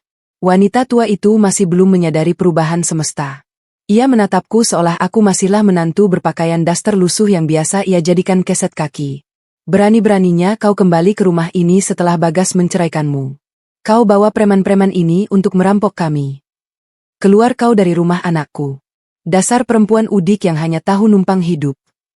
Bagas mengangkat wajahnya. Berbeda dengan ibunya yang buta realitas, mata Bagas kini memancarkan teror murni. Ia tahu persis siapa yang sedang berdiri di hadapannya. Ibu, diamlah. Bu. Kumohon diam. Bisik Bagas dengan suara bergetar hebat, mencoba menarik ujung kaftan ibunya. Kenapa ibu harus diam? Perempuan benalu ini pasti dalang di balik matinya listrik PLN sejak semalam. Dia pasti memutus kabelnya dari luar karena sakit hati. Cerocos Ibu Marina. Telunjuknya yang dihiasi cincin berlian palsu menunjuk tepat ke hidungku. Aku tertawa pelan. Tawa yang sangat elegan, namun mengiris setiap molekul udara di ruangan pengap itu. Memutus kabel listrik? Ya ampun. Ibu Marina. Imajinasi Anda sangat miskin. Sejalan dengan saldo rekening putra kebanggaan Anda hari ini. Aku melangkah maju, membiarkan ujung sepatu hak tinggiku berketuk ritmis bak jarum jam kematian. Aku berhenti tepat 2 meter di hadapannya, menatapnya dengan sorot mata merendahkan yang biasa ia berikan padaku. Rumah megah ini, Ibu Marina, berdiri di atas tanah yang sertifikat hak miliknya terdaftar atas nama Pramudita Holdings. Perusahaan investasiku, deklarasiku dengan suara mutlak, menjatuhkan bom nuklir tepat di jantung kesombongannya. Listrik dan air di rumah ini mati karena aku menggunakan hak vetoku untuk mencabut sistem autodebit dari perusahaanku. Bagas bukan membayarnya dari keringatnya. Ia membayarnya dari uang amal yang kusediakan untuknya. Ibu Marina mematung. Matanya terbelalak lebar, rahangnya jatuh tak percaya. Ia menoleh perlahan ke arah Bagas, mencari bantahan. Namun putranya itu hanya menunduk dalam-dalam, menangis meratapi kebodohannya sendiri. Tidak mungkin. Bagas adalah CEO sukses. Kau hanya perempuan dapur. Bantah Ibu Marina, suaranya kini bergetar dipenuhi kepanikan. Putramu adalah parasit yang memanipulasi dana investor. Dan sekarang ia masuk daftar hitam blacklist BI secara permanen. Potongku tanpa ampun. Perusahaannya adalah aset beracun yang telah kulikuidasi pagi tadi. Ia tidak punya sepeser pun uang. Kalian adalah penghuni liar di dalam propertiku. Belum sempat Ibu Marina mencerna realitas kiamatnya, keributan terdengar dari arah pintu utama. 2 anggota tim hukumku yang lain melangkah masuk, menyeret paksa seorang perempuan bergaun merah yang memberontak histeris. Itu adalah Bella, sang pelakor murahan. Riasannya luntur berantakan, dan ia hanya mendekap sebuah kantong plastik hitam. Lepaskan aku. Aku tidak tahu menahu soal penggelapan uang itu. Barang-barang di apartemen itu hadiah untukku. Jerit Bella dengan suara cemprengnya. Anak laki-lakinya, Rico, tidak bersamanya. Kemungkinan besar sudah ia titipkan pada kerabatnya saat ia sibuk menyelamatkan diri. Pak Hermawan melangkah maju dan menyerahkan laporan kepadaku. Nyonya, tim kami telah mengunci apartemen perempuan ini. Seluruh tas branded, perhiasan, dan mobil sport yang dibeli dari aliran dana perusahaan telah kami sita sesuai dengan lampiran gugatan perdata. Ia kami bawa kemari untuk menandatangani berita acara penyitaan secara langsung di hadapan tersangka utama. Bagas mengangkat wajahnya, menatap nanar pada Bella yang kini jatuh miskin dan kehilangan segala kemewahannya. Bella membalas tatapan itu dengan kebencian murni, menyadari bahwa pria di hadapannya adalah sumber malapetaka yang merenggut semua mimpinya. Kalian bertiga, ucapku, memecah ketegangan mereka dengan otoritas absolut. Mataku menyapu sosok Bagas, Ibu Marina, dan Bella secara bergantian. Sesuai dengan hasil audit forensik dan perintah pengosongan dari pengadilan niaga, kalian tidak memiliki hak atas satupun debu di dalam rumah ini. Silakan angkat kaki sekarang juga, atau tim keamananku akan menyeret kalian ke aspal jalanan seperti kantong sampah. Saraswati, kumohon. Bagas merangkak mendekat, air matanya menetes di atas marmer. Beri kami waktu 1 minggu. Ibu sudah tua. Kami tidak punya uang untuk menyewa tempat tinggal.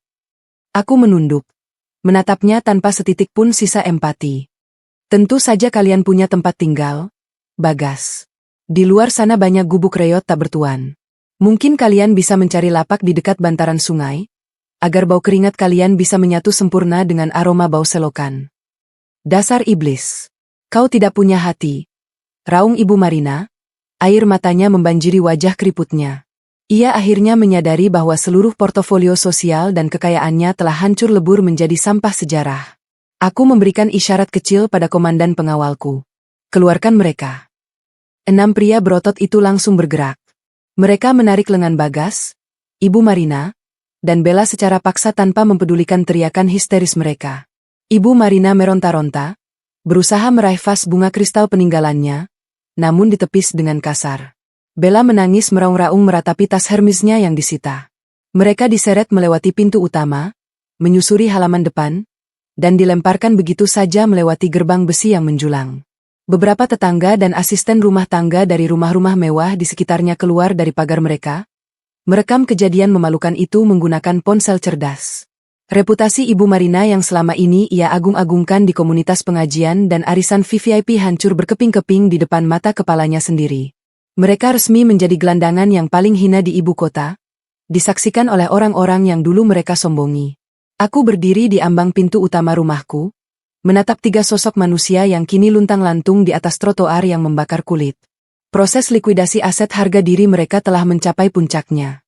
Sang dalang kini bisa beristirahat sejenak, membiarkan roda karma mengambil alih sisa penderitaan mereka yang abadi. Malam merayap turun menyelimuti ibu kota, membawa serta hawa panas berdebu dan polusi knalpot yang menyesakkan dada.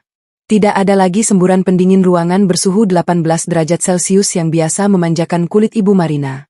Tidak ada lagi karpet Persia tebal yang biasa dipijak oleh sepatu kulit buatan Italia milik Bagas. Di sebuah halte bus berkarat di pinggiran kawasan Sudirman, 3 sosok manusia yang baru saja diusir dari singgasana palsu mereka kini terdampar layaknya sekumpulan lalat yang kehilangan arah. Aroma menyengat dari parit hitam pekat di belakang halte itu menguap di udara. Sebuah bau selokan yang sangat nyata, seolah menyambut kedatangan mereka ke habitat yang sesungguhnya. Bagas duduk menekuk lutut di sudut bangku besi yang catnya telah mengelupas. Jas mewahnya yang bernilai belasan juta rupiah kini robek di bagian bahu, kotor terkena noda aspal dan debu trotoar. Pria yang tadi pagi masih membentak istrinya dengan arogansi seorang CEO itu, kini tak ubahnya seperti seonggok daging tanpa jiwa. Ia baru saja menyadari bahwa ancaman kanaya bukanlah gertakan emosional seorang istri yang cemburu. Rentetan gugatan perdata atas penipuan korporat senilai 5.500.000.000 rupiah benar-benar telah didaftarkan. Laporan audit forensik dari firma investasi istrinya telah menyebar ke seluruh jaringan perbankan dalam hitungan jam. Statusnya di dalam blacklist BI telah terkunci permanen. Pria itu kini adalah seorang gelandangan bersertifikat, pesakitan finansial yang tidak memiliki masa depan. Di sebelahnya, Ibu Marina menangis terseduh-seduh tanpa henti. Kaftan sutra emasnya yang mahal kini basah oleh keringat dan air mata, menempel menjijikkan di tubuh rentanya. Sepanjang sore tadi, ia telah mencoba menghubungi puluhan nomor kontak teman-teman arisan dan sosialitanya. Ia memohon belas kasihan, meminta tumpangan, atau sekadar pinjaman uang untuk menyewa kamar hotel. Namun, balasan yang ia terima hanyalah penolakan dingin, cemoohan, atau nomor yang langsung diblokir. Tidak ada satupun manusia di lingkaran elit itu yang sudi berurusan dengan keluarga pesakitan yang perusahaannya telah terbukti sebagai aset beracun. Reputasi agamis dan aristokratis yang dibangun Ibu Marina selama puluhan tahun hancur lebur menjadi sampah sejarah di mata komunitasnya. Pas, Ibu lapar, nak. Ibu haus sekali, rintih Ibu Marina dengan suara serak yang memilukan. Tangannya yang dipenuhi bintik penuaan gemetar memegangi perutnya. Coba kau periksa dompetmu lagi. Pasti ada sisa uang 100.000 untuk sekadar membeli nasi bungkus dan air putih. Ibu tidak kuat tidur di tempat yang dipenuhi nyamuk got ini.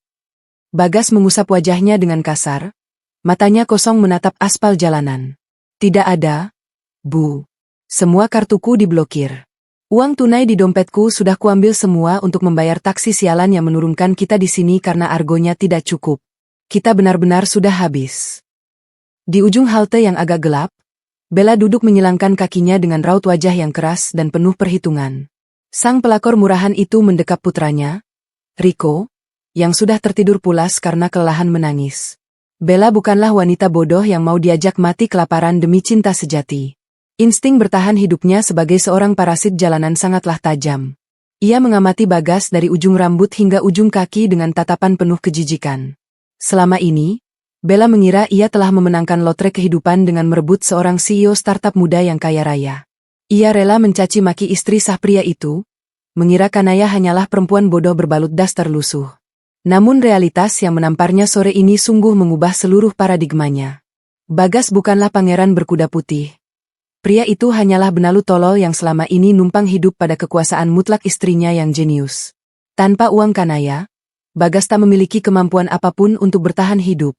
Waktu merangkak lambat menuju pukul 2 dini hari. Jalanan ibu kota mulai sepi. Bagas dan Ibu Marina, yang tidak terbiasa dengan siksaan fisik, akhirnya jatuh tertidur karena kelelahan ekstrim yang mendera mental dan fisik mereka. Dengkuran kasar Ibu Marina terdengar bersahutan dengan deru mesin truk yang melintas sesekali. Bella tahu, ini adalah satu-satunya kesempatan yang ia miliki sebelum besok pagi para penagih utang menemukan pria bangkrut ini. Dengan gerakan yang sangat perlahan dan terlatih, Bella bangkit berdiri. Ia memindahkan kepala Riko dengan hati-hati ke atas tas pakaiannya. Ia melangkah mengendap-endap mendekati tubuh Bagas yang terlelap meringkuk di bangku besi. Tangan Bella yang dihiasi kuku akrilik itu menyelinap masuk ke dalam saku jas Bagas, menarik keluar dompet kulit pria itu. Kosong. Hanya ada kartu-kartu plastik tak berguna. Bella membuang ludah ke aspal dengan pelan. Matanya kemudian beralih pada pergelangan tangan kiri Bagas. Sebuah jam tangan Patek Philippe. Bella tahu jam itu adalah barang black market palsu kualitas tinggi, karena tas Hermes yang dibelikan Bagas untuknya juga ternyata palsu setelah ia periksakan tempo hari. Namun, jam tangan palsu kelas super premium itu masih bisa digadaikan seharga 1 atau 2 juta rupiah di pasar loak. Cukup untuknya menyewa kamar kos kecil dan membeli tiket kereta api untuk kabur ke luar kota. Dengan napas tertahan, Bella membuka pengait besi jam tangan itu dan meluncurkannya dari pergelangan tangan Bagas. Namun, tepat ketika jam tangan logam itu bergesekan, Bagas tersentak bangun. Matanya yang merah dan sayu seketika membelalak lebar melihat tangan selingkuhannya sedang menggenggam jam tangannya di tengah kegelapan. "Bella? Apa yang kau lakukan?" Bagas berseru kaget. Suaranya parau memecah kesunyian malam. Ia langsung duduk tegak, menatap Bella yang kini berdiri mundur 2 langkah dengan wajah dingin tak berdosa. "Kau mau mencuri jam tanganku?" Bella tidak memucat atau memohon ampun. Perempuan itu justru mengangkat dagunya tinggi-tinggi, menatap Bagas layaknya majikan menatap budaknya yang tak berguna. "Mencuri? Jangan bercanda, Mas," desis Bella tajam, suaranya dipenuhi bisa yang mematikan. "Aku hanya mengambil kompensasi atas waktuku yang terbuang sia-sia untuk melayani pria penipu sepertimu. Kau bilang kau kaya raya. Kau bilang istrimu itu perempuan miskin. Ternyata kau yang miskin dan tak tahu malu." Bagas bangkit berdiri. Kakinya gemetar menahan amarah dan sisa-sisa egonya. "Kau tidak bisa pergi meninggalkanku, Bella. Kita harus melewati masa sulit ini bersama-sama. Aku berjanji akan mencari pekerjaan. Kembalikan jam itu." "Bekerja di mana?" "Semua perusahaan menolak nama kotormu. Kau pikir aku sudi tinggal di gubuk reot dan makan sisa sampah bersamamu?" bentak Bella, suaranya melengking penuh penghinaan absolut. "Kau itu hanyalah benalu yang bahkan tidak bisa menghidupi dirimu sendiri. Istrimu yang jenius itu telah menghancurkanmu, dan kau pantas mendapatkannya. Jangan pernah mencariku lagi, dasar pria miskin bangsat." Kalimat terakhir itu menghantam tepat di ulu hati Bagas. Nyali pria narsis itu menciut habis. Ego maskulinnya hancur berkeping-keping menjadi serbuk tak kasat mata. Ia tidak memiliki kekuatan hukum, kekuatan fisik, maupun kekuatan finansial untuk sekadar melawan seorang pelacur yang merampoknya di pinggir jalan. Tanpa mempedulikan Bagas yang mematung dengan mulut setengah terbuka, Bella berbalik arah. Ia membangunkan Riko dengan kasar, menarik tangan anak itu, dan berjalan cepat menyusuri trotoar gelap ibu kota. Hak sepatunya berderap menjauh, membawa pergi satu-satunya sisa ilusi kebahagiaan yang Bagas miliki. Suara keributan itu membangunkan Ibu Marina. Wanita tua itu mengerjap-ngerjap kebingungan di bawah lampu temaram halte. Ketika ia melihat putranya tersungkur berlutut di atas aspal kotor sambil menangis meraung-raung, ia segera menyadari bahwa malapetaka baru saja menimpa mereka. "Bagas, ada apa? Nak, di mana perempuan itu?" tanya Ibu Marina panik, merangkak mendekati putranya. "Dia pergi, Bu. Bella merampokku dan kabur," isak Bagas. Air matanya bercampur dengan debu aspal yang menempel di wajahnya. "Kita benar-benar sudah berakhir. Kanaya benar, kita akan mati membusuk di jalanan ini." Lolongan tangis pilu Ibu Marina seketika membelah langit malam Jakarta.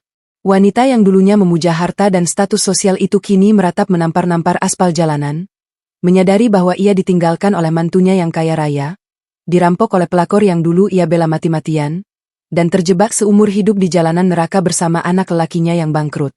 Jauh tinggi di atas sana, di balik awan malam yang gelap, sang dewa pelindung yang dulu selalu menyiram mereka dengan uang kini telah menjelma menjadi sang eksekutor yang menatap kejatuhan mereka tanpa setitik pun belas kasihan. Hukuman karma telah mengambil alih kemudi, dan neraka bagi mereka baru saja membuka pintu gerbangnya yang paling kelam. Langit Jakarta memuntahkan gerimis kelabu yang tercampur dengan debu polusi, menyiram sebuah kawasan kumuh di bantaran kali pesisir utara ibu kota. Di sudut paling lembab, berbatasan langsung dengan aliran air hitam pekat yang terus-menerus menguapkan bau selokan yang mencekik paru-paru, berdiri sebuah gubuk reot berukuran 2 kali 3 meter. Atap sengnya berkarat dan bocor di berbagai sisi, sementara dindingnya hanya ditambal menggunakan potongan spanduk bekas dan tripleks lapuk. Di tempat yang bahkan tikus liar pun enggan berkembang biak inilah, mantan CEO arogan dan ibunya yang gila hormat menghabiskan malam-malam panjang mereka dalam penyiksaan absolut. 2 minggu telah berlalu sejak malam di mana mereka diusir seperti anjing kurap dari rumah mewah di Menteng. Uang recehan sisa hasil menjual 11 sepatu kulit buatan Italia milik Bagas di Pasar Loak hanya mampu membayar sewa petak neraka ini selama 1 bulan. Tidak ada lagi sisa-sisa kesombongan dari keluarga tersebut. Ibu Marina terbaring mengerang pelan di atas tikar pandan yang tipis dan berjamur. Kaftan sutra bertabur payet yang dulu ia banggakan telah lenyap, ditukar dengan beberapa bungkus nasi, digantikan secara permanen oleh sehelai daster lusuh bermotif bunga pudar yang ditemukan Bagas di tempat sampah. Kulit rentanya yang dulu rutin dilulur di spa VIP kini memerah, melepuh, dan bernanah akibat infeksi bakteri akut dari air kotor sungai yang terpaksa ia gunakan untuk mandi. Penyakit kulit kronis meradang di sekujur tubuhnya. Itu adalah sebuah hukuman fisik yang teramat puitis, untuk wanita berhati busuk yang lidahnya dulu gemar merendahkan orang lain. Bagas, panas. Nak, gatal sekali rasanya. Ibu sudah tidak kuat. Rintih Ibu Marina dengan suara serak yang menyedihkan, menggaruk lengan dan lehernya dengan kasar hingga darah segar merembes menodai daster kotornya. Tolong hubungi teman-teman arisan ibu lagi.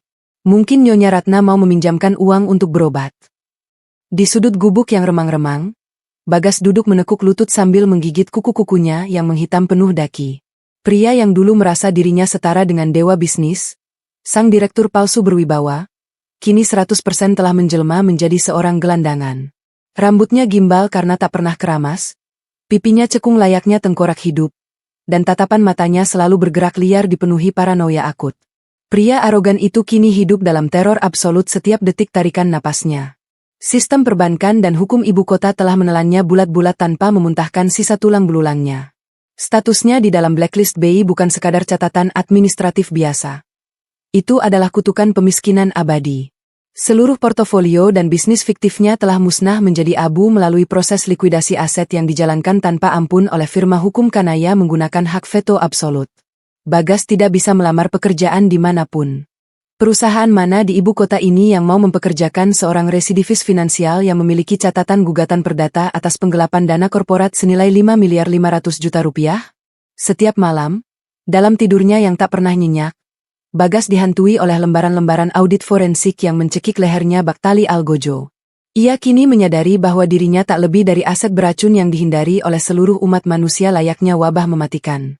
Ia sadar ia hanyalah benalu menjijikkan yang selama ini numpang hidup pada keringat istrinya. Tidak ada yang mau mengangkat telepon kita, Bu. Gumam Bagas pelan, tatapannya kosong menembus dinding tripleks yang berjamur. Mereka semua sudah tahu aku bangkrut. Kita ini sudah jadi sampah sejarah di mata mereka. Tidak ada yang peduli pada kita lagi. Ibu Marina menangis terisak keras, meratapi kebodohannya yang tak termaafkan. Dulu ia adalah nyonya besar, tinggal di istana megah, mengira ia sedang menikmati hasil keringat murni anak lelakinya. Kini ia menyadari bahwa ia telah membuang menantu emasnya demi membela seorang pelakor murahan yang justru merampok mereka di saat paling kritis. Sang parasit sejati telah pergi membawa sisa harta mereka, meninggalkan mereka membusuk di neraka dunia. Namun, penderitaan keluarga ini hari itu belum mencapai klimaksnya. Terdengar derap langkah kaki sepatu bot berat menghantam tanah becek di luar gubuk.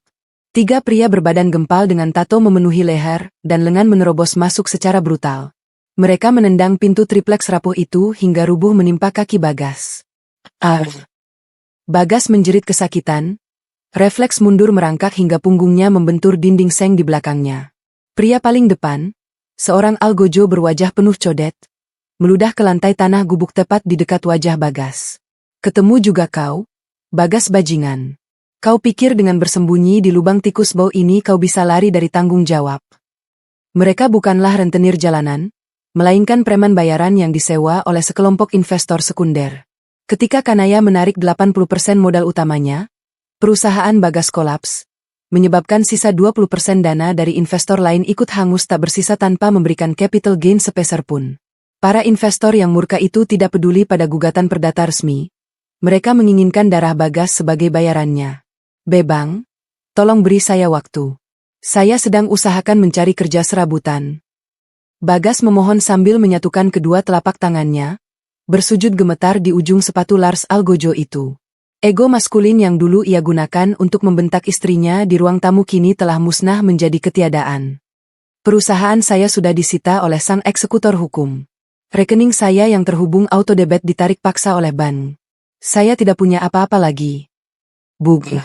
Sebuah tendangan keras dan brutal dari ujung sepatu bot baja menghantam rusuk kiri Bagas.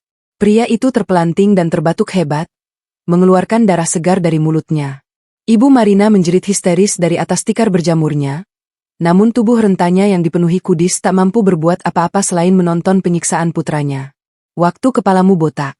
Bos kami kehilangan 10 miliar gara-gara kebodohanmu mengurus perusahaan. Bentak Algojo itu kasar, menarik kerah ke meja Bagas hingga pria itu setengah berdiri, lalu mendaratkan pukulan bertubi-tubi ke wajahnya. Terdengar bunyi tulang hidung yang retak patah, menyemprotkan darah mengotori dinding tripleks gubuk tersebut.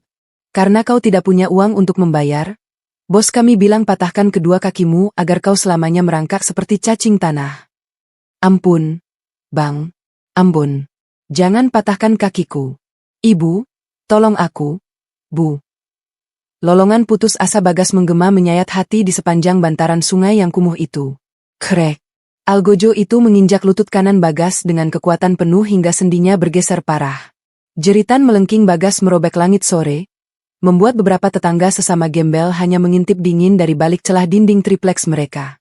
Tak ada satupun manusia yang sudi peduli pada nasib sampah sejarah seperti dirinya. Ibu Marina merangkak susah payah keluar dari tikarnya, menangis histeris dengan tangan keriput terulur menggapai udara kosong. Bagas, jangan sakiti anakku. Kumohon, ambil saja nyawaku. Tinggalkan anakku.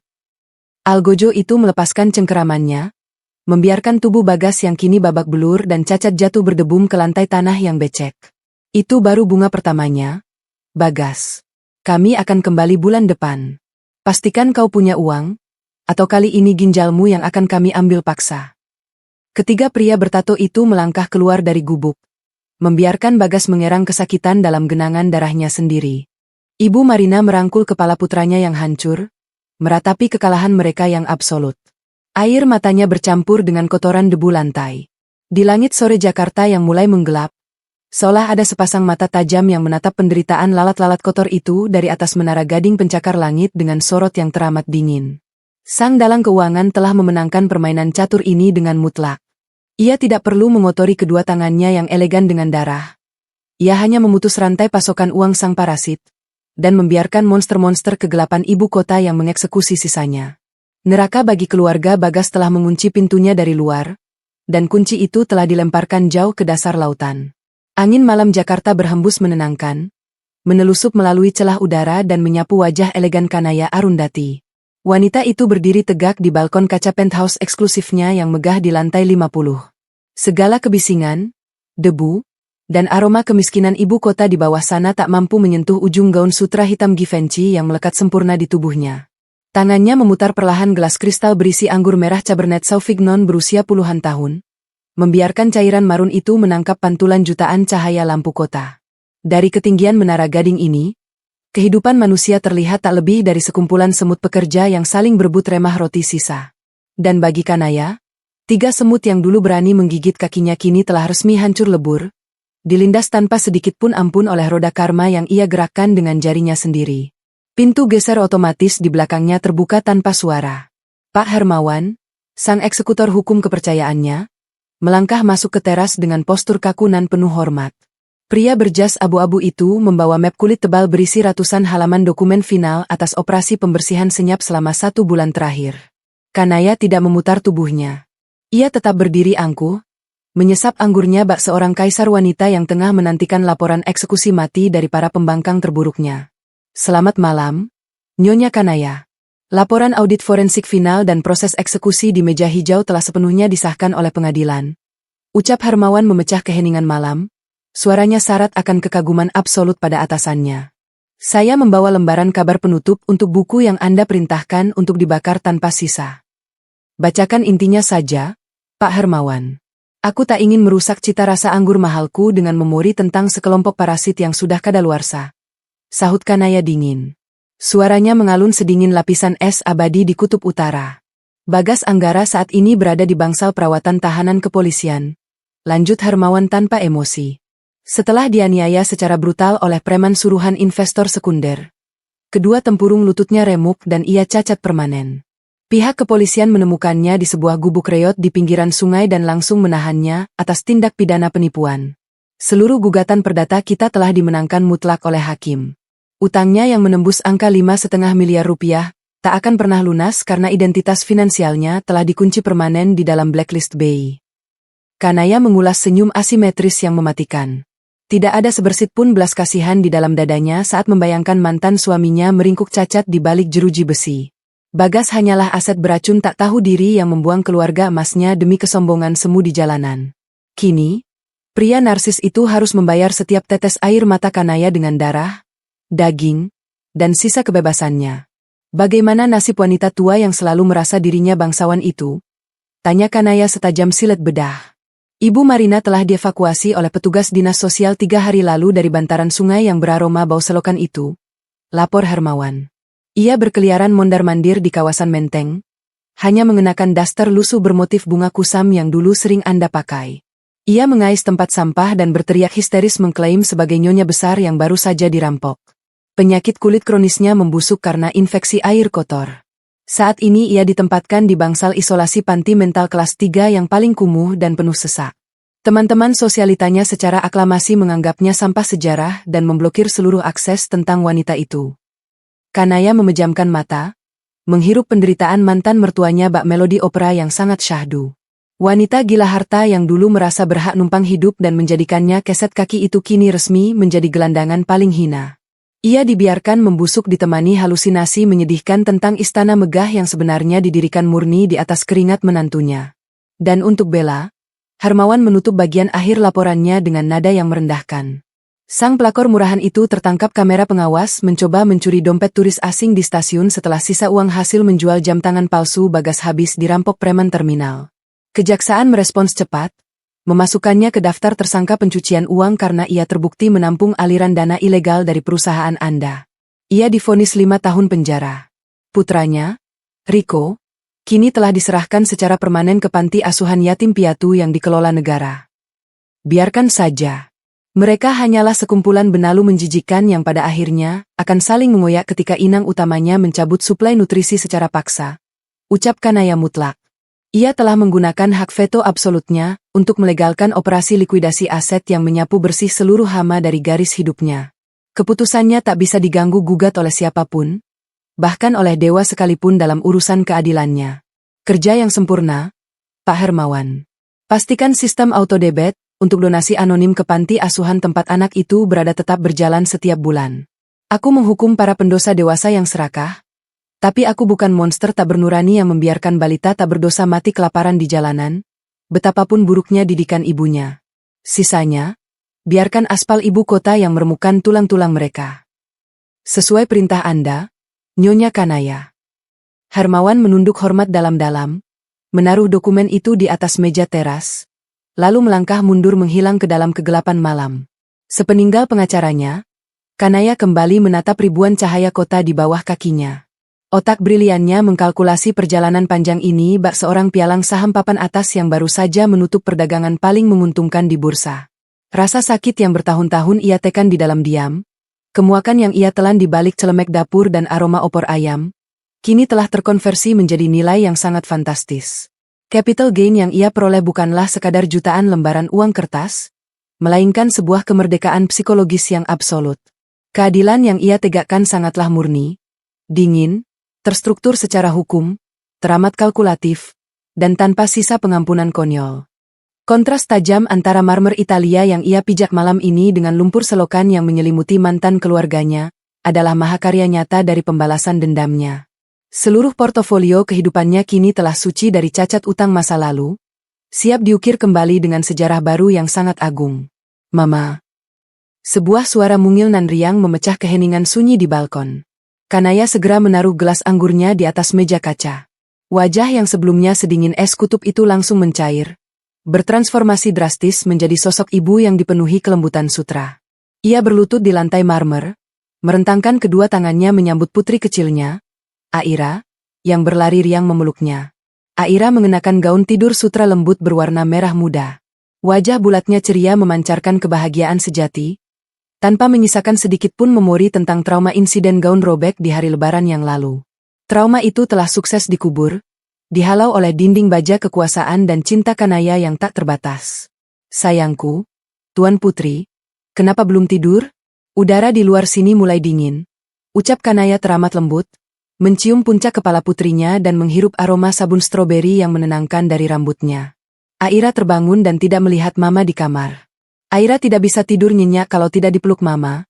Celoteh gadis kecil itu manja, menyandarkan kepalanya dengan sangat nyaman di dada sang ibu.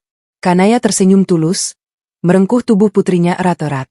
Tentu saja, sayang. Kita masuk dan tidur sekarang. Mama berjanji akan selalu melindungimu dari gelapnya dunia luar. Tidak akan ada lagi lalat kotor atau orang jahat yang bisa menyentuhmu. Mama pastikan itu. Kanaya berdiri perlahan sambil terus menggendong Aira dengan sangat protektif. Sebelum berbalik masuk ke dalam kehangatan penthouse-nya, Kanaya menatap lurus ke pantulan dirinya dan putrinya di kaca jendela raksasa. Tidak ada lagi bayang-bayang kelam yang menghantui punggungnya. Sang dalang keuangan telah sukses membersihkan seluruh sudut kerajaannya dari pengkhianatan jiwa manusia yang rakus.